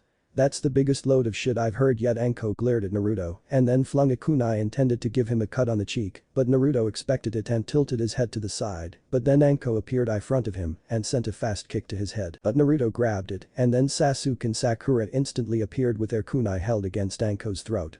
Anko chuckled a bit before relaxing. Naruto let go of her leg and Sasuke and Sakura pocketed their kunai. The genin before them were shocked, the Konoha genin were utterly baffled. Fuzo Naruto's team has gotten stronger, but we'll do better thought Kiba. Oh Sasuke-kun is so awesome, but Naruto and Sakura sure did change thought Ino. Naruto-kun, Sasuke-kun, Sakura-chan, your flames of youth are bright, but not brighter than mine Yash. Guess who thought that if you don't know you are the most retarded person on earth well looks like we got ourselves a special bunch here, Anko said with her creepy smile. Then Akusa genin shunshined next to Anko with her kunai in his tongue, dupe OMG. Here's your kunai back, Anko-san the long-haired Kusanin said. Arigato, now go back with your team and just because you're excited doesn't mean you have let off bloodlust Anko said. The Kusanin shuddered, Gomen it's just that your kunai cut a strand of my hair and when somebody does that I get really riled up he said and then walked back to his team. Right now that that's done Anko stated, she then went to the desk in front of the gate where Izumo and Katetsu were sitting. She returned with a big stack of papers. These are consent forms you have to sign in case any, how should I put this, casualties occur during this exam Anko said. You mean if there is a death or deaths? Naruto asked. Precisely Anko replied. The genin then signed the forms and gathered back at the main entrance of the forest. Now let me explain the rules of this exam, you are to get 2 scrolls before the exam begins, one of earth and one of heaven she began. She then pulled out 2 scrolls from her pockets, the black scroll on the left was earth and the white one on the right was heaven. Your goal is to obtain the other scroll from the other teams by any means necessary. What I mean is if you get an earth scroll you fight for a heaven, and vice versa. Then once that is done you head straight for the tower which is located in the exact center of the forest, and also you have 5 days to complete this exam, and once you reach the tower, you can open your scrolls for if you open them during the exam, you'll regret it. Anko explained. The genin nodded. Good, now go and stand in front of the gates assigned to you, she ordered. The genin teams all went to Izumo and Katetsu and received their gates numbers and stood in front of them. Teammate Gate 1. We'll go for an ambush and then head straight to the tower, Shino said. Alright, let's do this, Kiba said. Akamaru yipped in agreement and Hinata nodded. Team 10 Gate 2. Looks like we'll go for the weakest team. Chaoji stated. Then I guess Naruto's our target, Ino said. Hold on guys, we're gonna have to rethink this. I would have gone for Naruto too, but judging from that little display before, Naruto has most likely improved a great deal. Shikamaru added. Team 10 then sighed as they tried to think up a new plan. Kusan in Team Gate 3. Head straight for Team 7, the long-haired one said. His teammates nodded and prepared themselves for the exam to start. Kabuto's Team Gate 4. Hope you make it through Team 7, Kabuto thought, adjusting his glasses. Team 7, Heaven Scroll, Gate 5. So Naruto, what's the plan? Sasuke asked. Naruto looked at Sasuke. Why me? He asked. Because Naruto, you were the one who came up with our strategies when we fought Kakashi-sensei, and that makes you the leader figure, Sakura answered. Naruto sighed. Okay, we'll navigate through the forest and find a suitable place to make camp, then once we do that we go and search for other teams, take their scrolls and then race towards the tower. But if it's not the scroll we need, we return to camp, rest up and continue this for the next 5 days, and just in case we get separated, we'll need a password. I go with Kyuubi, because no will expect it, Naruto said. Sasuke and Sakura looked at each other and nodded. Excellent plan, Naruto, you might make it to Hokage after all, Sakura said. Arigato, Sakura-chan. With Anko. Okay, the test starts in 5 4 3 2 1 start. She yelled. The gates all opened and the genin raced into the forest of death. 5 minutes later the screams of terror and death filled the air. Already, Kami, these kids suck, Anko said while munching on a stick of dango. With teammate. Teammate was waiting for a team to trigger their trap. The trap consisted of a basic tripwire trap which catches the team in a net, and then the forest leeches which occasionally drop down from the tree will land on them, judging from Shino's calculations, and suck them of both blood and chakra, and they will then take the scroll. This then happened a few seconds later. Kiba searched the team and found a heaven scroll. Kuzo, not the scroll we need, let's go guys, Kiba exclaimed, and then Hinata, Shino and Kiba headed out to look for their scroll. With Team 7, Naruto and the others were traveling through the forest looking for a suitable campsite. They quickly found a clear area which had a nearby river full of tasty fish and other supplies needed for survival. They set up their supplies and then returned to the forest to look for an earth scroll. As they jumped through the trees, Naruto sniffed the air and then paused on his tree branch. What is it, Naruto Nai? Sakura asked. Naruto looked back. I have to take a leak, he said with a sheepish grin. Sakura and Sasuke backed away from him in disgust. Nai-san, don't tell us that, Sasuke said as they dropped to the ground. Naruto then went behind a rather large tree, a zipper sound was heard, and then the sighs of relief as liquid waste products were released from Naruto's body. Then a yell of annoyance was heard. Kuzo, can't a guy take leak without being disturbed? Naruto exclaimed from behind his tree. POW. A body then flew out from the tree and landed at Sakura's feet. Naruto then walked out looking awfully pissed. Sasuke then searched the aim genin as identified by his hit I-8 and found a heaven scroll. Sakura then said how they should keep it for negotiation purposes. The boys agreed and then they continued their search for an earth scroll. They landed on the ground and then did a small scout, but then Naruto sensed something. Move. He yelled as he pushed Sasuke and Sakura to the ground. A large gust of wind then blew from in front of them. Sasuke and Sakura had managed to glue themselves to the ground with chakra, but Naruto was too slow and then flew off a good few meters. Naruto Nai-san, Sasuke and Sakura yelled as they saw their brother-in-law, but blood being blown away into the distance. Kukikuku, a voice laughed in the distance.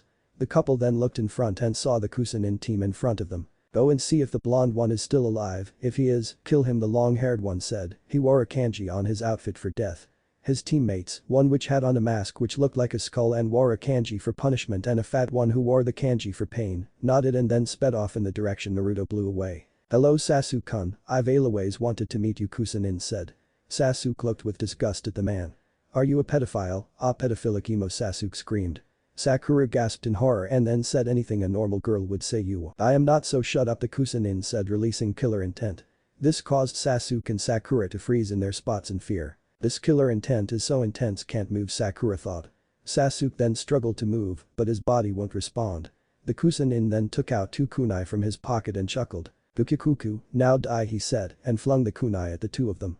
Sasuke then forced his body to move. He took a kunai and stabbed himself, removing his fear with pain, and then grabbed Sakura and jumped away into the brush. Interesting, destroying his fear with pain. This Uchiha is more astounding than Itachi-san, he thought, licking his lips in anticipation, and then followed the genin. But Naruto groaned as he got up, his head felt like it had been smacked with Zabuza Zanpakuto. "That wind sure hits hard," Naruto said. Naruto then surveyed his surroundings, he saw trees, and would you guess it, more trees.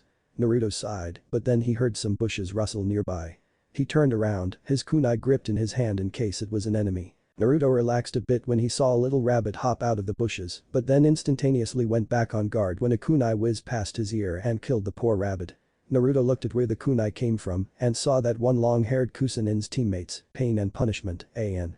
I'm gonna call them that since like I don't know their names and stuff. Anyways, back to the story. Naruto backed up a bit as Pain and Punishment stepped towards him. "Kagebunshin no jutsu," Naruto yelled, and 10 clones poofed into existence. The 2 Kusanins then froze, not expecting that, but quickly recovered when the clones rushed them. Pain dodged a clone's punch and then returned a punch of his own, ending the clone's life. Another clone tried to slash him with a kunai, but Pain took his own kunai and blocked it, followed by a fast kick to clone's face, and then threw his kunai into the heart of another. However, he was too slow to dodge a fast kick to his gut, knocking the air out of his lungs. Another clone then continued the combo with a punch to Pain's face, followed by another clone spin kick to the side of the head and then the finisher. The clone grabbed Pain's neck and using all its strength threw him up and then rapidly appeared above Pain and delivered a powerful axe kick to Pain's face. Kitsune Rendon Fox's barrage, the clone Naruto yelled as Pain rocketed to the ground and then created a meter-wide crater in the ground, dead. Punishment, who had destroyed one of the remaining clones, watched in anger as his teammate was defeated by the blonde Gaki. Turning his head towards the original Naruto, who was cheering on his clones, making motions with his fists and feet like someone would do when they were watching a fighting flick. Punishment rushed up to Naruto, kunai in hand, and stabbed Naruto in the heart. Naruto looked at Punishment with a surprised look on his face before it turned to a foxy grin. Naruto poofed away, revealing it was a Kagebunshin he stabbed, and it was in that moment Naruto decided to finish off Punishment with his most powerful jutsu taught to him by the Kyuubi no Kitsune himself. Flashback, Naruto was in his mindscape doing some mental training by playing chess with Kyuubi, who was in his fox form. Kyuubi moved his knight forward with his tail check, Kyuubi said with a grin, as his knight had Naruto's king in its sights. Naruto then took it out with his queen, making Kyuubi's grin change to a scowl. Kyuubi moved his queen and then ended his turn. Naruto then grinned and moved his rook. "Checkmate," Naruto said. Kyuubi sighed in defeat while Naruto got up and did his victory dance, which was doing some sort of disco move. Naruto then turned to the 9,000-year-old demon lord of foxes. "Alright Toussaint, you said if I win I get to learn a new jutsu, so what is it?" Naruto asked in anticipation. Kyuubi then thought until a light bulb appeared, indication of an idea. Kyuubi scowled. "Kid, how many times have I told you stop doing the light bulb thing? It was funny the first time, but now you're just killing it." Naruto chuckled and then let the light bulb poof out of existence. Naruto had the ability to make things in his mind, anything he wants. "Alright kid, the jutsu I'm about to teach you is a very powerful one and must only be used when you are separated from your teammates," Kyuubi stated. Naruto looked at Kyuubi with a puzzled look. "Why Kyuubi Toussaint?" Naruto asked. "Because, Naruto kid, this jutsu is so powerful it destroys everything but the user in a 20 feet radius," Kyuubi answered. Naruto was absolutely stunned, the jutsu was that powerful. This jutsu creates a sphere of fire formed from the fires of the legendary phoenix itself. A silhouette of the phoenix appears, and then when the technique hits it, encases its victim in a sphere of flames. The name of this jutsu is, and flashback, Hinikus Rasenka Furia no Jutsu Phoenix Spiraling Fire Flare Jutsu, Naruto yelled. Punishment turned around, feeling a high concentration of chakra, to find Naruto holding a sphere of white and blue flame in his palm. The heat coming off it made Punishment feel as if he was melting. Naruto then ran towards Punishment, but as he was about to dodge he froze in his spot when he saw the silhouette of a gigantic bird made completely of flames following Naruto as he made his way to him.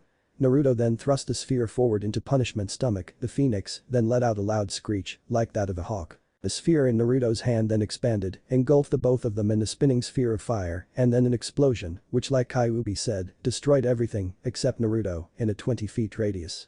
The explosion was heard all over the forest and caused some people to cower in fear from the amount of chakra that was expelled from it. After the explosion, there stood Naruto, who was crying, inside of a 15 feet deep crater. The phoenix silhouette gave one last cry before disappearing in a poof of ash.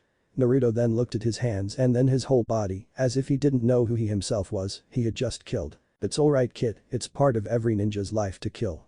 The first kill is always the hardest to overcome. Kyuubi said in a comforting tone. Naruto then sniffled a little bit before rising to his feet. You're right, I can't let this hold me back, I need to become Hokage and save Sasuke Nai-san and Sakura Ni-chan, Naruto thought. Attaboy, let's go. Naruto nodded and then with newfound determination, he sniffed the air and found Sasuke's and Sakura's scents and then leapt into the trees to find them. But Sasuke and Sakura were exhausted, they just finished avoiding that weird snake-like Kusanin snake summon. Did this guy ever run out of those things? They were resting against a tree and were breathing hard from all that jumping and running. Sakura then saw a giant snake appear behind Sasuke who was facing her. Sakura was about to shout when Sasuke covered her mouth. No shush Sakura, we can't give away our location, Sasuke told his girlfriend. Sakura noticed the scared look in his eyes, but that didn't top her, she removed Sasuke's hand from her mouth. Snake. She yelled. Sasuke turned around and saw the humongous reptile poised to strike them, but Sasuke in a rush of adrenaline, jumped up and threw a flurry of shuriken at the snake. The snake then let out a hiss of pain as it fell to the ground, dead.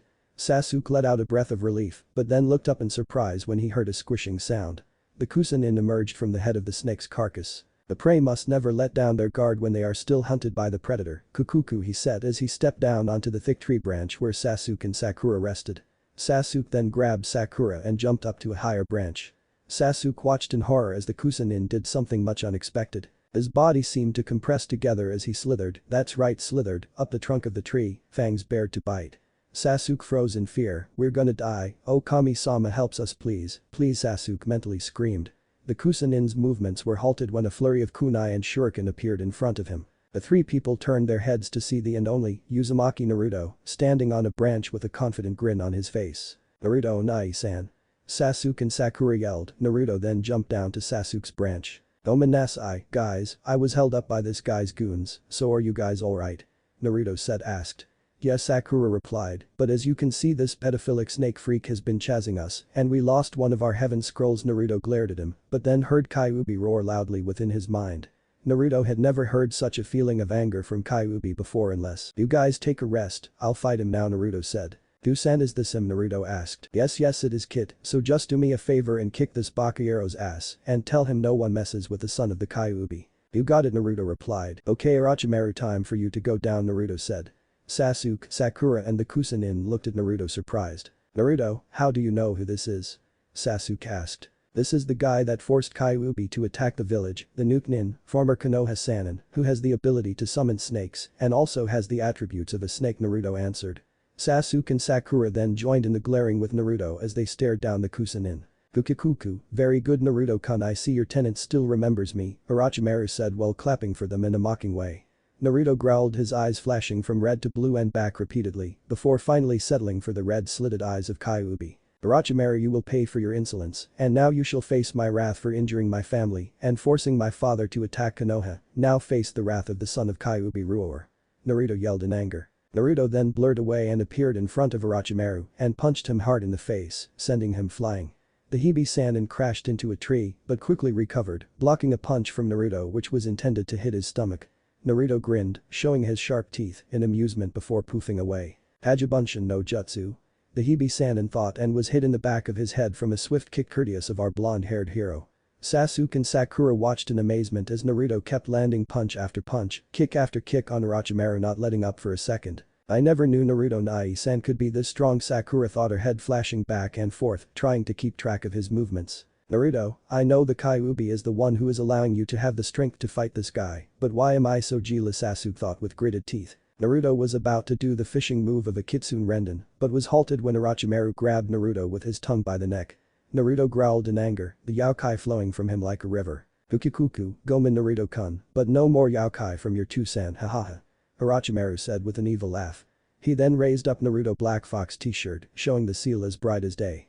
He then rapidly formed some hand signs and then the Hibi-Sannin's fingertips on his right hand then glowed with purple fire. Ajo-fu in five-pronged seal, he said, and slammed his hand into Naruto's stomach.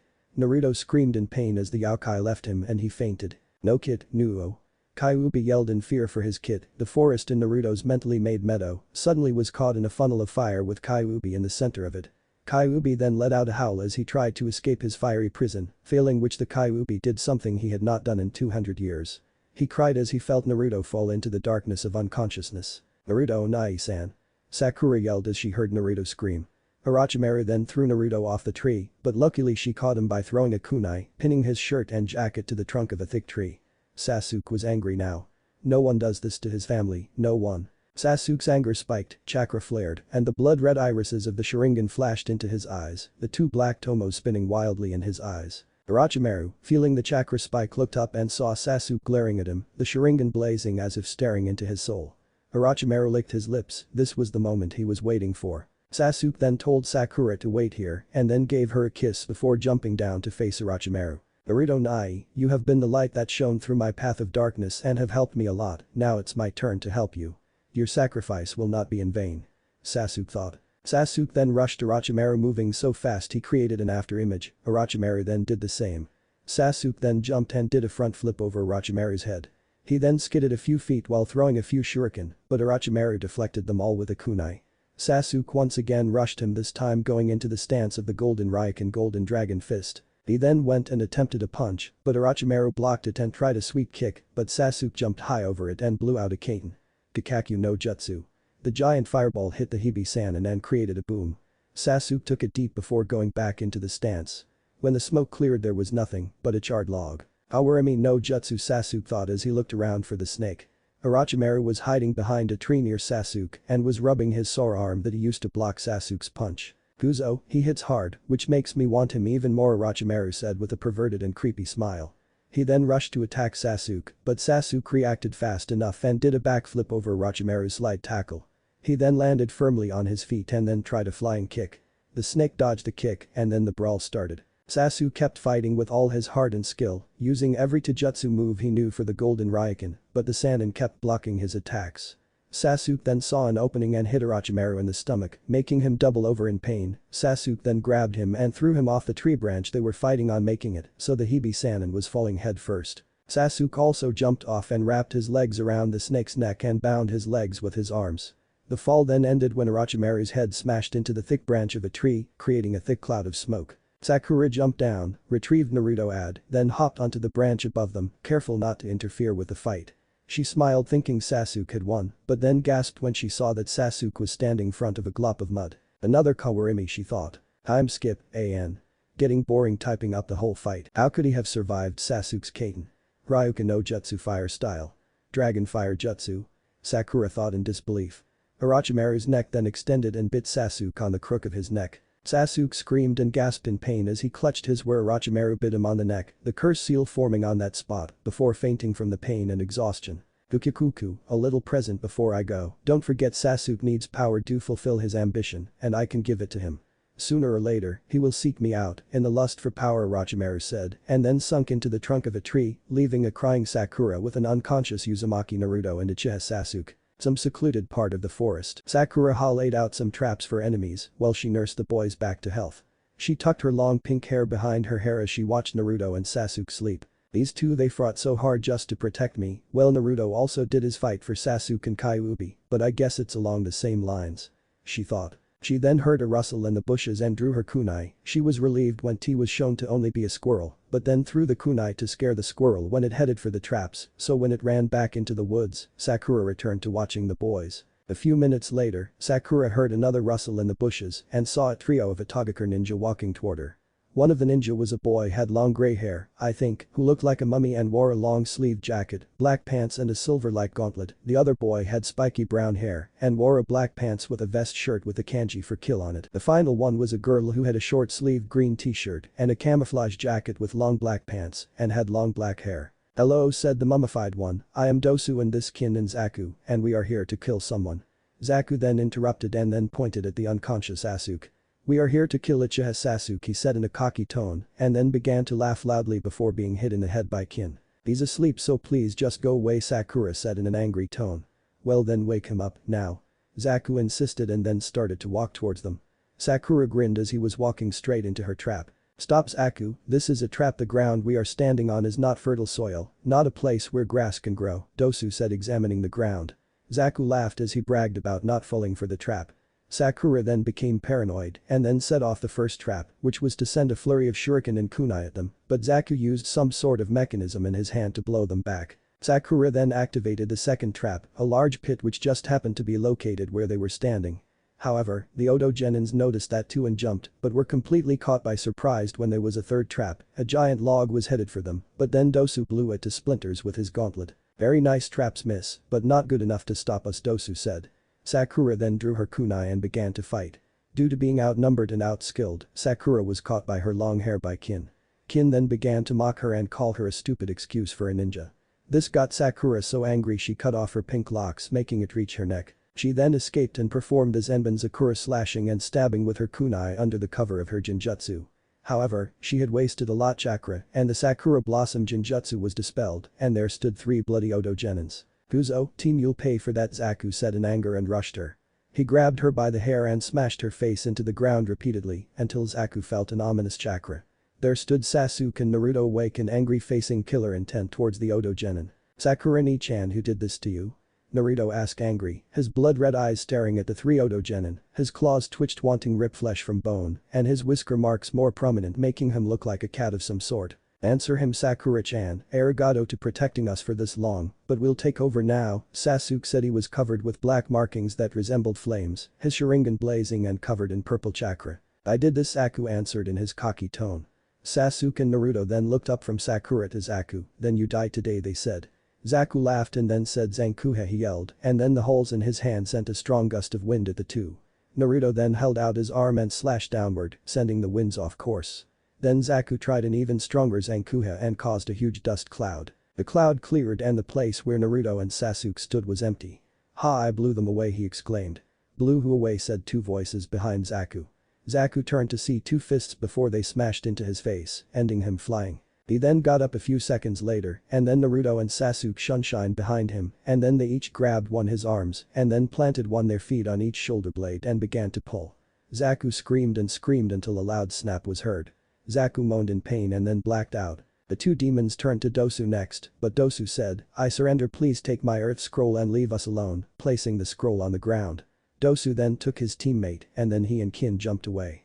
When Dosu left, the killer intent and bloodlust left them and then they both fell to their knees in exhaustion. Sakura cried tears of joy to see the boys back to their old selves and then after Sakura picked up the earth scroll and now having both scrolls needed for the test, the 3 of them headed straight for the tower. Naruto, Sakura and Sasuke entered the tower, which had taken a while to find and getting attacked by other teams and giant animals, covered with cuts and scrapes.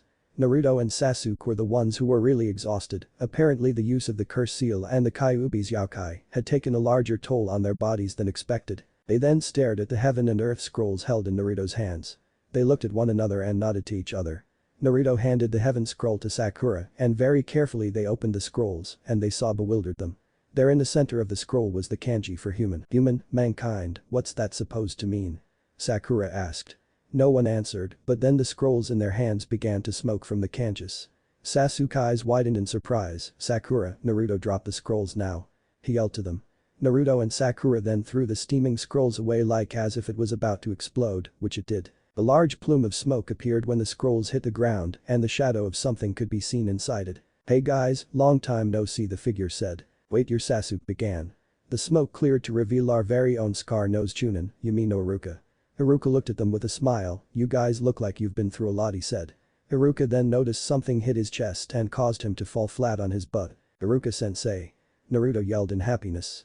Iruka looked at the whisker-marked genin and then ruffled Naruto's hair. "Good to see you too, Naruto," Iruka said with a smile. "Iruka-sensei, what were you doing inside a summoning scroll?" Sakura asked. Iruka got Naruto off of him and then got up. "Good question, Sakura. I'm here to congratulate you on passing the second part of the Chunin exams and by my calculations you are 2 days early, meaning you can rest for the next 2 days," Iruka said, looking at a pocket watch he took out. Team 7 was silent. They had just passed the second round of their very first Chunin exams. Then the silence was broken when Naruto started to jump up and down and whooping with joy. Sakura and Sasuke sat down, their legs too tired to support their weight. "I see you haven't slowed down a bit, Naruto. I would treat you guys to Ichiraku," but Iruka inquired. Sasuke looked up. "Yeah, but that's life," he said with a shrug. Sakura then looked around the room and noticed a plaque on the wall. Iruka-sensei, what's that plaque for? It looks like moth have been added, and why are there spaces in between some of the words? Iruka looked at where Sakura was looking. Oh right, I nearly forgot, that's the real reason I'm here, Iruka said. Naruto stopped jumping around and looked at his former sensei. What do you mean, the real reason you're here? Naruto asked. Iruka looked at the heaven and earth scrolls on the ground. Well, first let me tell you the true purpose of this exam. It was to test your skills in being able to survive, and also your trust. Iruka said. Trust? Sasuke said. Iruka nodded. Well, on some missions, you might be asked to deliver an important item that is not supposed to be opened until it is delivered to your client, and also you must not cave into pressure. Remember, Chunin are the team commanders in almost every mission, and trust and strength of will and body are important qualities in being one, Iruka said. The genin nodded before asking about the plaque again. Now you see, that plaque has a speech written by the Hokage himself to guide all to be Chunin. The blank spaces are filled in by either the words heaven or earth, such as in the third line, that space is filled in by heaven, meaning you need to raise your mind to greater heights. For example, if Naruto hopes to become Hokage, he must first get focus and become serious about his studies, Iruka began. Sakura and Sasuke chuckled at this, but Naruto scowled. I am smart, I was hiding it during the academy, Naruto thought. And Iruka continued, gaining back the genin's attention. If you require the attribute of earth, in which you need to gain the strength to fight off any opponent and survive any challenge, like Sakura, who is skinny as a twig, needs to build some stamina and strength if she hopes to become Chunin, Iruka said.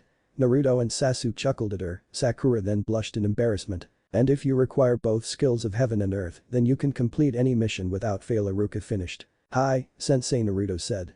Iruka didn't answer, which caused Naruto to get a bit uneasy. Listen guys, these exams are tough and grueling, and some people have even died in them. I'm just worried about you, Rookie 9, especially you, Naruto. Your fiery temper tends to interfere with your judgment, Iruka said in a sad tone.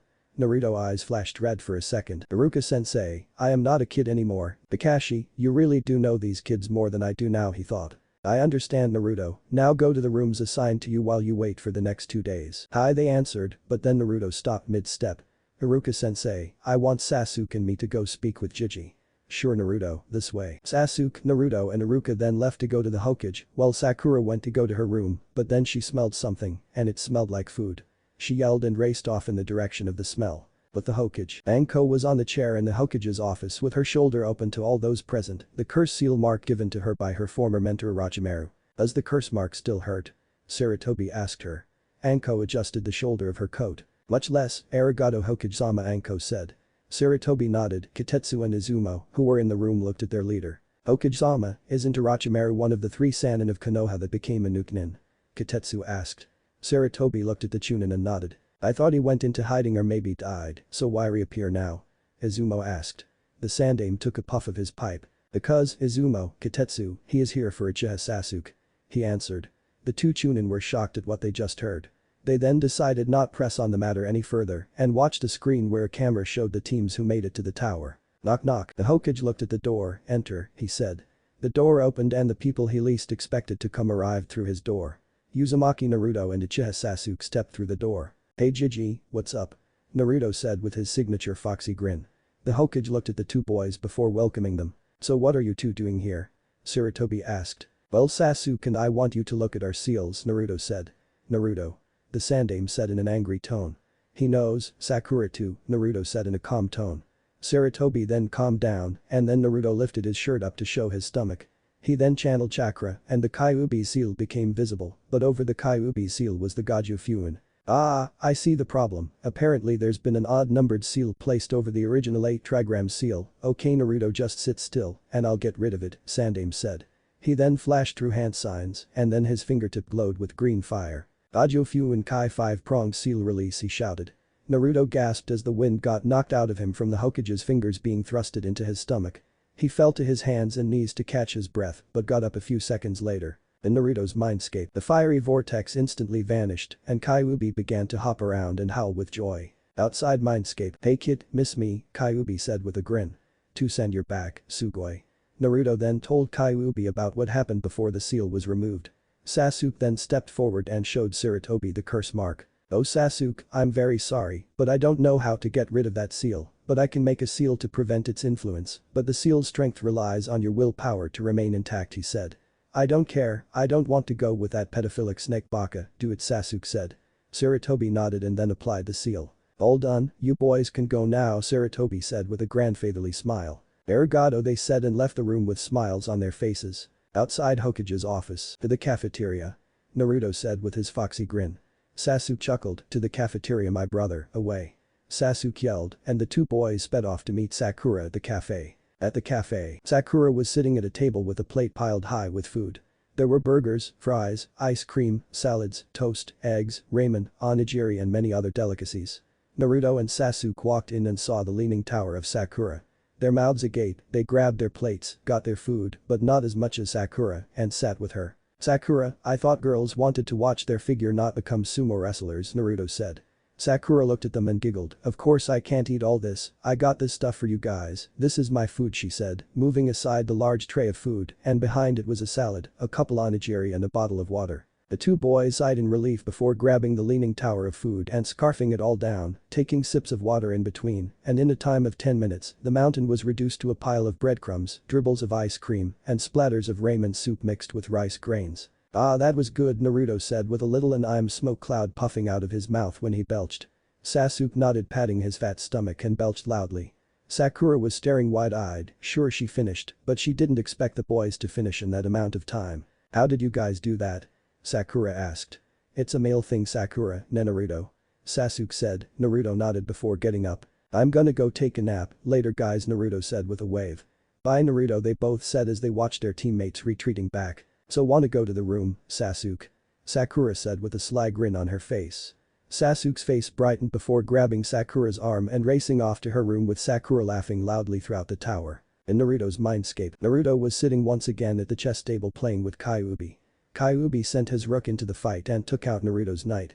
Naruto grinned and then sent his queen, killing Kyuubi's last knight and putting the king in check. Kyuubi moved his king out of harm's way, and while doing so he saw an opportunity for checkmate, but hoped Naruto didn't notice it. Kyuubi's praying Tikami worked, for Naruto moved his pawn forward and Kyuubi sent in his rook and put Naruto in checkmate. Kyuubi's in human form by the way. I win kid, good game though, Kyuubi said with his vulpine grin. Naruto sighed and said to Sen, I let you win, I noticed the opening, and I felt sorry for you, since I always won after our very second game. Kyuubi scowled before turning his back on Naruto and pouted like a little child. Naruto laughed and then got P to stretch his aching muscles from sitting down for so long. Okay kid, new technique time for during your fight, Kyuubi said. Naruto's eyes sparkled and then grabbed Kyuubi by his arm. Arigato, he said with a smile.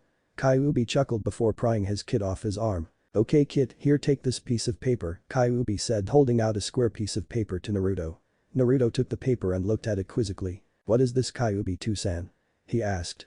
Kyuubi looked at Naruto and went into lecture mode. Naruto looked at Kyuubi and paled, oh no, not another boring lecture. Kid, are you familiar with the 5 jutsu elements of wind, water, fire, lightning and earth? Kyuubi asked Naruto. Naruto nodded, but what does this have to do with the paper? Naruto asked. That paper is no ordinary paper, it is a special paper which shows your chakra nature, Kyuubi said. Naruto gasped, what's chakra nature?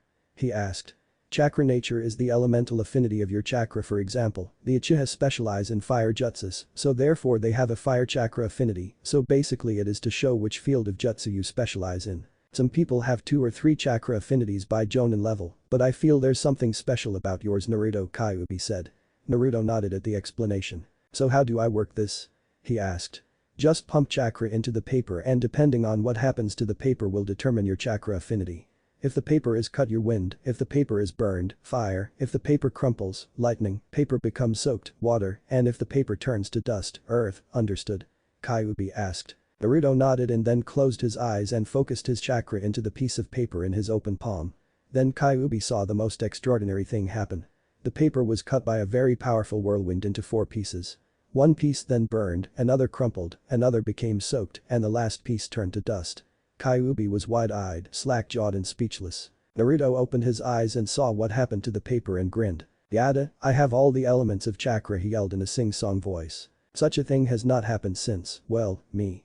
I thought I was the only one with the ability to have all 5 chakras, but I guess my ceiling and you has given you it, Kyuubi said. Naruto then stopped jumping and asked Kyuubi, so which jutsu will I learn? He asked. Well, I guess your abilities should have been noticeable, since you were able to use those 5 elemental dragons from the scroll, Kyuubi said to himself and then began muttering about other things.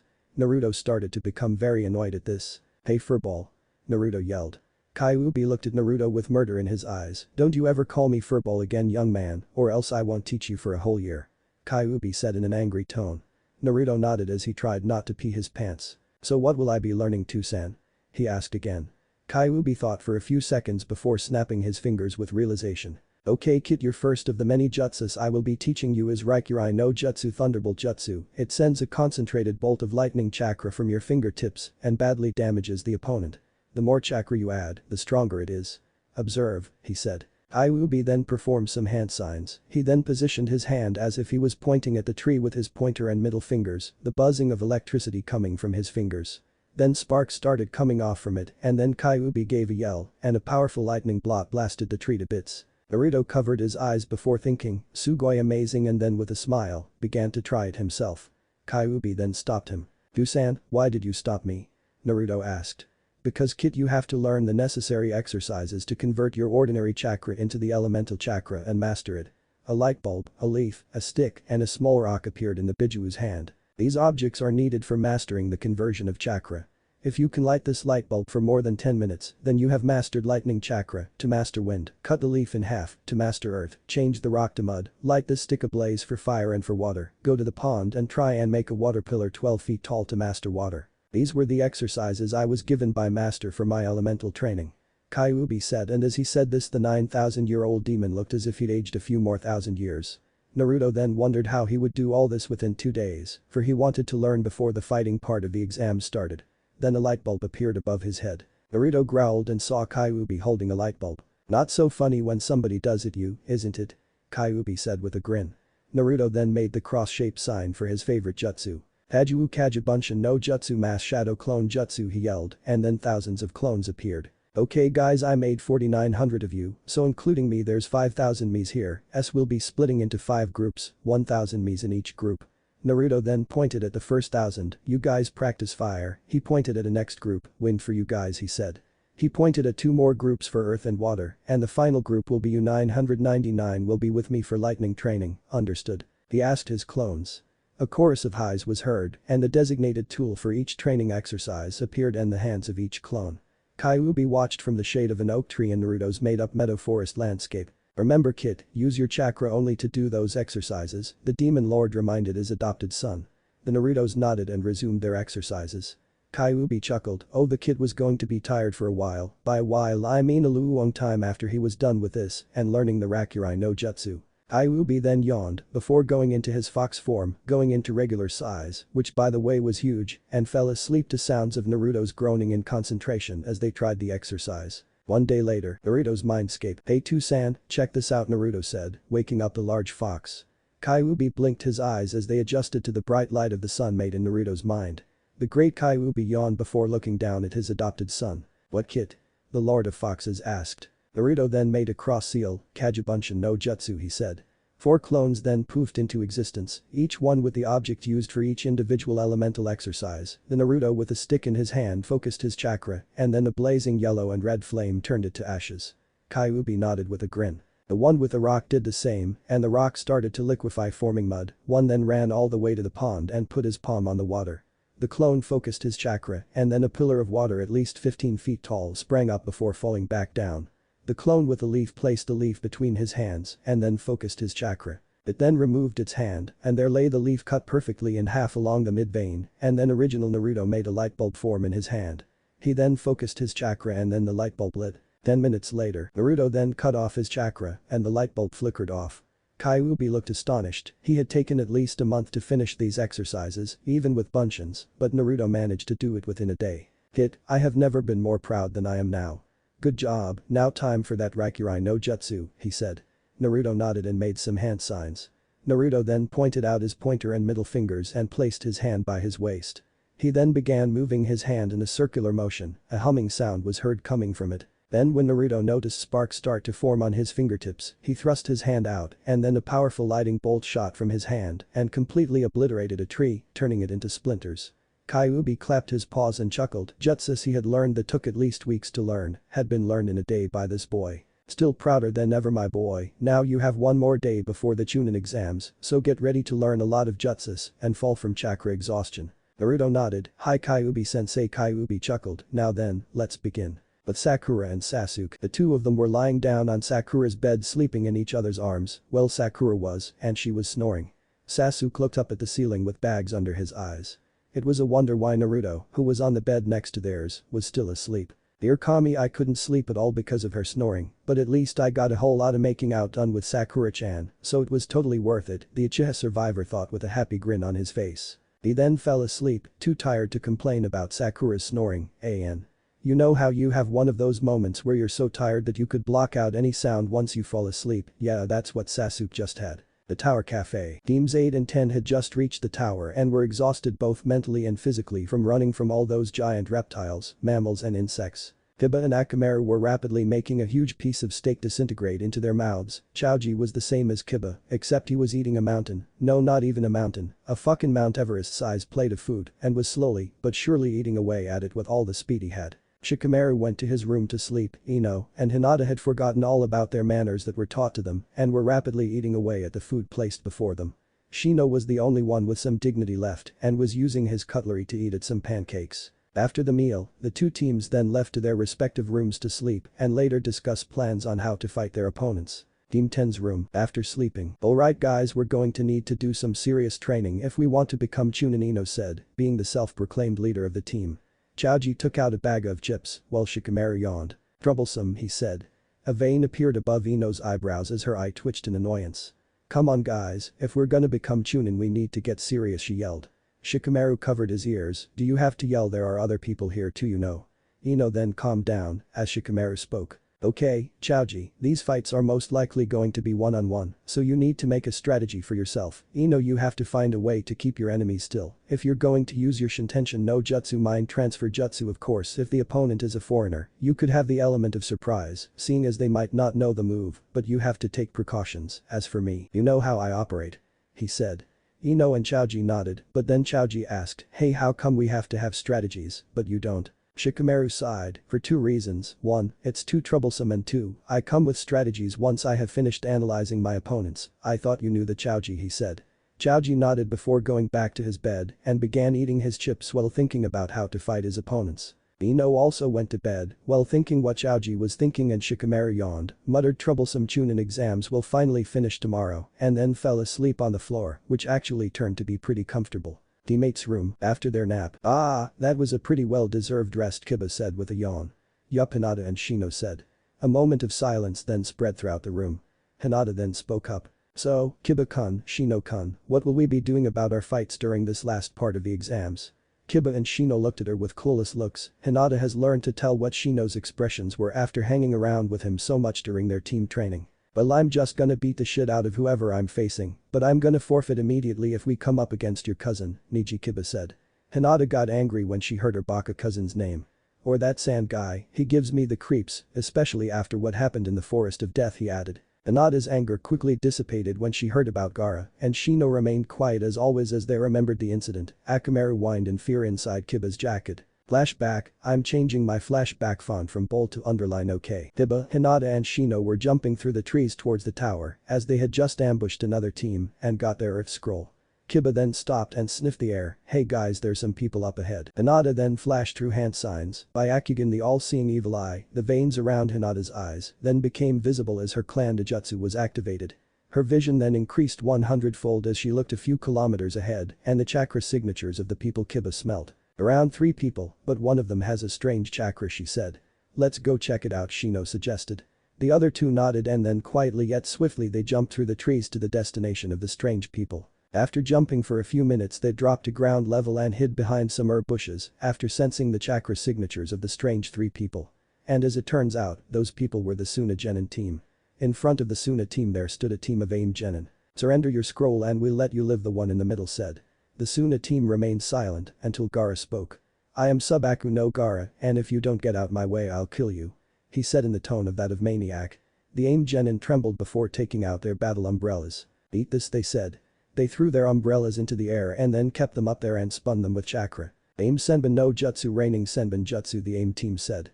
Then the spinning umbrellas released a huge wave of Senbon at Gaara. A thwacking sound was heard, a sign that the Senbon hit something. We got him, the one on the left said. Yeah, he's probably dead, the one on the right said. The smoke cloud created from the impact of the senbon cleared and there stood Gaara in all his glory with a wall of sand which blocked the senbon. "Raining senbon let's make rain blood instead," he said, getting a wild look in his eyes. The sand from the wall and some more sand from Gaara now open gourd flowed towards the aimed genin. The sand then enveloped the three. Gaara smiled evilly and thrust his hand out. "Subaku Kayu sand coffin," he said. Gaara then closed his outstretched hand as if he was squeezing something. Subaku Kosu sand burial. The sand then imploded and crushed the ninja inside so fast they didn't even have time to scream.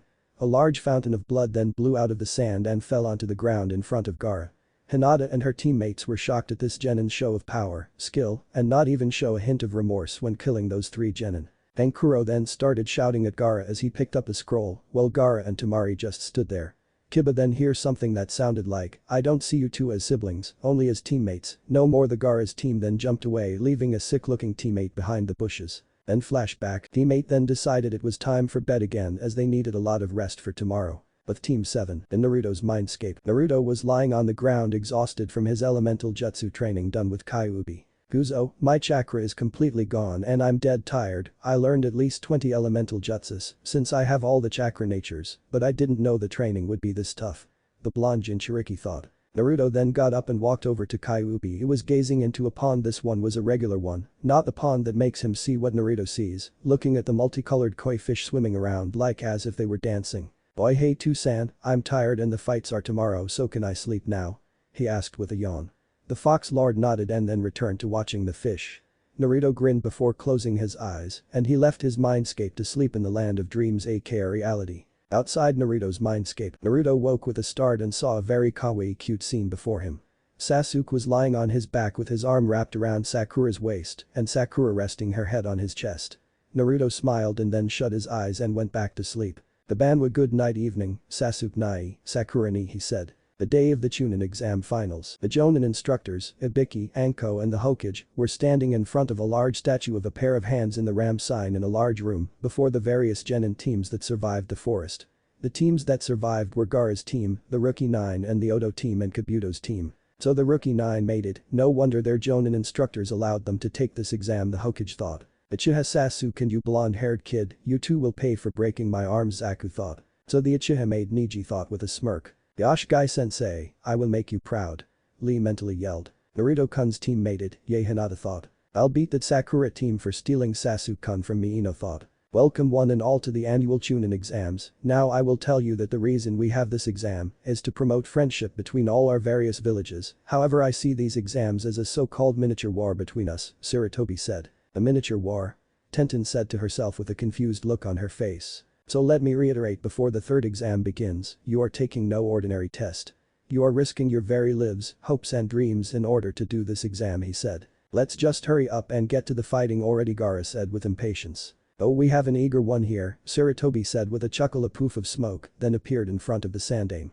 A pale-looking man with messy raven black hair, bags under his eyes and looked like he had a bad cold appeared before the crowd. "Omen for interrupting Hokage-sama, but please allow me, Gekko Hade, proctor of the third exam to speak," Hade said. "Very well, carry on," Sandame said with a puff of his pipe. "Okay, anyone who wants to leave now, do so immediately," he said. Kabuto then raised his hand. Naruto looked surprised. "Kabuto, why?" Naruto said with a confused tone. "Gomen Nasai Naruto, but in the forest of death, I damaged my inner ear due to a scuffle with some more Odo-nins, therefore in this state I won't be able to go into situations which require combat," Kabuto explained. Naruto sighed before going silent and stared at the floor. "Sasuke, maybe you should leave too, that mark could cause you a lot of trouble during the fights," Sakura whispered. Sasuke scratched the crook of his neck where the seal lay at bay by the protection seal. "It's okay Sakura-chan, I can handle it," and Sandame-sama put a protection seal to prevent it from taking over like last time. "But what if that seal fails Sasuke-kun, what will you do then?" Sakura said a bit louder. Sakura then began to raise her hand, but Sasuke stopped her. "Sakura, Urusei, this exam is more than just an opportunity to become Chunin. It's a way to test my strength and fight the best of the best," Sasuke said as he remembered Gaara, Niji, Lee and the Odo-nins. Naruto, who had been listening to all of this, began to get very angry at Sasuke's avenger attitude. "Sasuke, look, Sakura's just worried about you. Don't be stupid. If you know that the curse seal might affect you, then give up and stop trying to be cool," Naruto whispered loudly. Sasuke turned to Naruto with a smirk. "Naruto Nai-san, you are the one I want to fight the most." Naruto became silent as he looked at Sasuke as if he'd just grown a second head. Then Naruto smiled, "Then don't lose because I want to fight you too," he replied. Kabuto had long left when Team 7's conversation ended. "Okay, since that's it, we shall now start the preliminaries since there are still too many examinees in this place, so in order to reduce it, we will have the prelims," Hate said. The sickly Jonin turned to his fellow Jonin, Anko, and nodded. Anko then spoke into the headset she wore, and then a whirring sound was heard as an electronic board appeared from a panel in the wall. The Genin looked at the board. "Okay, you Genin, this electronic board will show the names of the two competitors who will fight, while everyone else will wait for their respective turns up on the balcony right there and start the board," Hate said.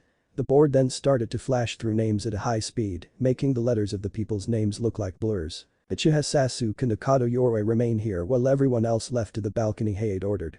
The Genin, except for Sasuke and Yoroi, all left to the balcony. Kakashi then walked up to Sasuke when all the other Jonin instructors were going to see their teams. "Sasuke, don't use the Sharingan, the curse will react every time you use it," Kakashi said. "But Sensei, Sandaime-sama put up a protection seal that is strengthened by my will to not use the power of the curse," Sasuke said. Kakashi sighed, "Alright, but if the seal starts to activate the match will end and you will be disqualified." "Got it," Kakashi said in a serious tone. Sasuke nodded and then Kakashi shunshined to where Naruto and Sakura were. "Okay, you two ready?" Hate asked. "Hi," they both said. "Then Heijin begin," Hate said as he leapt to the Hokage's side. Yoroi then took out a few shuriken and threw them at Sasuke. Sasuke activated his Sharingan and took out a kunai. He then slashed downwards, sending the shuriken flying back at Yoroi. Yoroi then appeared behind Sasuke and was about to punch his head, but Sasuke ducked, dug his kunai into the ground, and then tripped Yoroi and pinned him to the ground with his legs. Yoroi then raised a glowing hand and grabbed Sasuke's leg. Sasuke then felt all his strength start to leave him. "What the hell are you doing, you team?" Sasuke asked angrily. Yoroi then got out from Sasuke's grip and punched him in the face. Yoroi then grabbed Sasuke's head and then began to suck away his chakra. "You're sucking away my chakra." Sasuke realized. Yup, and now you're gonna lose," Yoroi said. Meanwhile up on the balcony the Odo team sensei was watching the match intently, but what the people here didn't know is that this particular Jonin was Orochimaru in disguise. "Yes, Yoroi suck out his strength so that he will have to rely on the power of my precious curse," Mark Orochimaru thought, licking his lips. Sasuke then all of a sudden felt newfound strength and kicked away Yoroi. Sasuke panted as he tried to think up his next move. "Bad time to daydream now," Uchiha Yoroi said as he was about to grab Sasuke. Poof. Yoroi was surprised, Kagebunshin, he thought. Yoroi was then kicked in the back by a foot courtesy of Sasuke. "You see, I had already switched myself with a Kagebunshin and hinged into a kunai and pulled this sneak attack on you, but I was surprised by your abilities, Yoroi. Now time for you to face my ultimate finishing move," Sasuke said, the two Tomo in each Sharingan eye spinning rapidly. "Kagebunshin no jutsu," he said. 5 Sasukes appeared in a poof of smoke. 2 of them ran up to Yoroi with amazing speed and double punched him in the face. A third then shunshined underneath Yoroi and sent a strong uppercut to Yoroi's chin, sending the older Genin a good 5 feet above ground. The fourth clone then appeared and did a backflip which ended doing a powerful kick to Yoroi's chin, sending Yoroi even higher into the air. On the balcony Naruto smiled. "Okay Sasuke, finish this," he said. Sasuke looked at his brother and nodded, shunshining in front of the floating Yoroi. "Time to lose," he said. Sasuke then did a punch to Yoroi's face, then shunshined below the falling Genin and kicked him back up, then shunshined far above the rising Genin and did a front flip, doing a powerful heel kick to his stomach. Yoroi gasped in pain and then Sasuke appeared behind Yoroi and did a very unsuspecting thing. His fists and feet caught afire, but he wasn't burning. The Uchiha just smiled before giving a battle cry as he spun to kick Yoroi in the head, but Yoroi managed to block it. Sasuke then used the force of his kick to twist his body and deliver a flaming kick to the boy's stomach.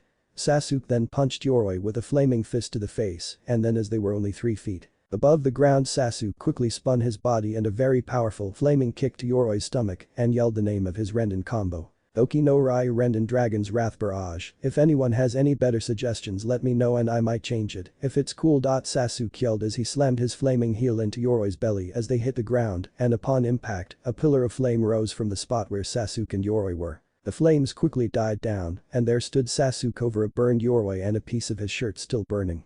The medics came and took away Yoroi, who was suffering from second-degree burns all over his body and internal bleeding. "Winner, Uchiha Sasuke," said. Naruto and Sakura were whooping with joy, while the others were wondering how Sasuke was able to that thing with the fire. Sasuke then shoved his hands in his pockets and walked to his team with a smirk. "Whatever training Kakashi did with Sasuke it sure worked," Asuma said to Kurenai, whose teams just happened to next to each other. Yeah, but what about Sakura and Naruto? I'm wondering about their growth now that I've seen this year's Rookie of the Year fight. Asuma nodded and lit a cigarette. Flash forward. Kankuro vs Tsurugi Misumi winner Kankuro. Shino vs Aku winner Shino. Temari vs Tenten winner Temari. And flash forward. The people then began to talk about the fights. Kankuro's was very sneaky, making his up-it fight for him before ambushing his opponent. Shino showed surprising skill with his family's clan jutsus, with the use of his Kikai bugs. Zaku might have won with that move he pulled with pretending for his arms to be broken, but got his arm blown off in the end. The boards flashing then ruined the people's trains of thought. Uruno Sakura vs Yamanaka Ino hate called.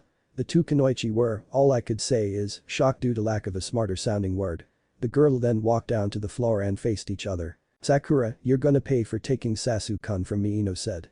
Sakura grinned before removing her hit I-8 from its hairband style, before tying around her forehead. Come on, Ino, tie it around your forehead. I'll wait. Remember, we made a pact that when we fight each other, we wear our hit I-8 like true shinobi, Sakura said.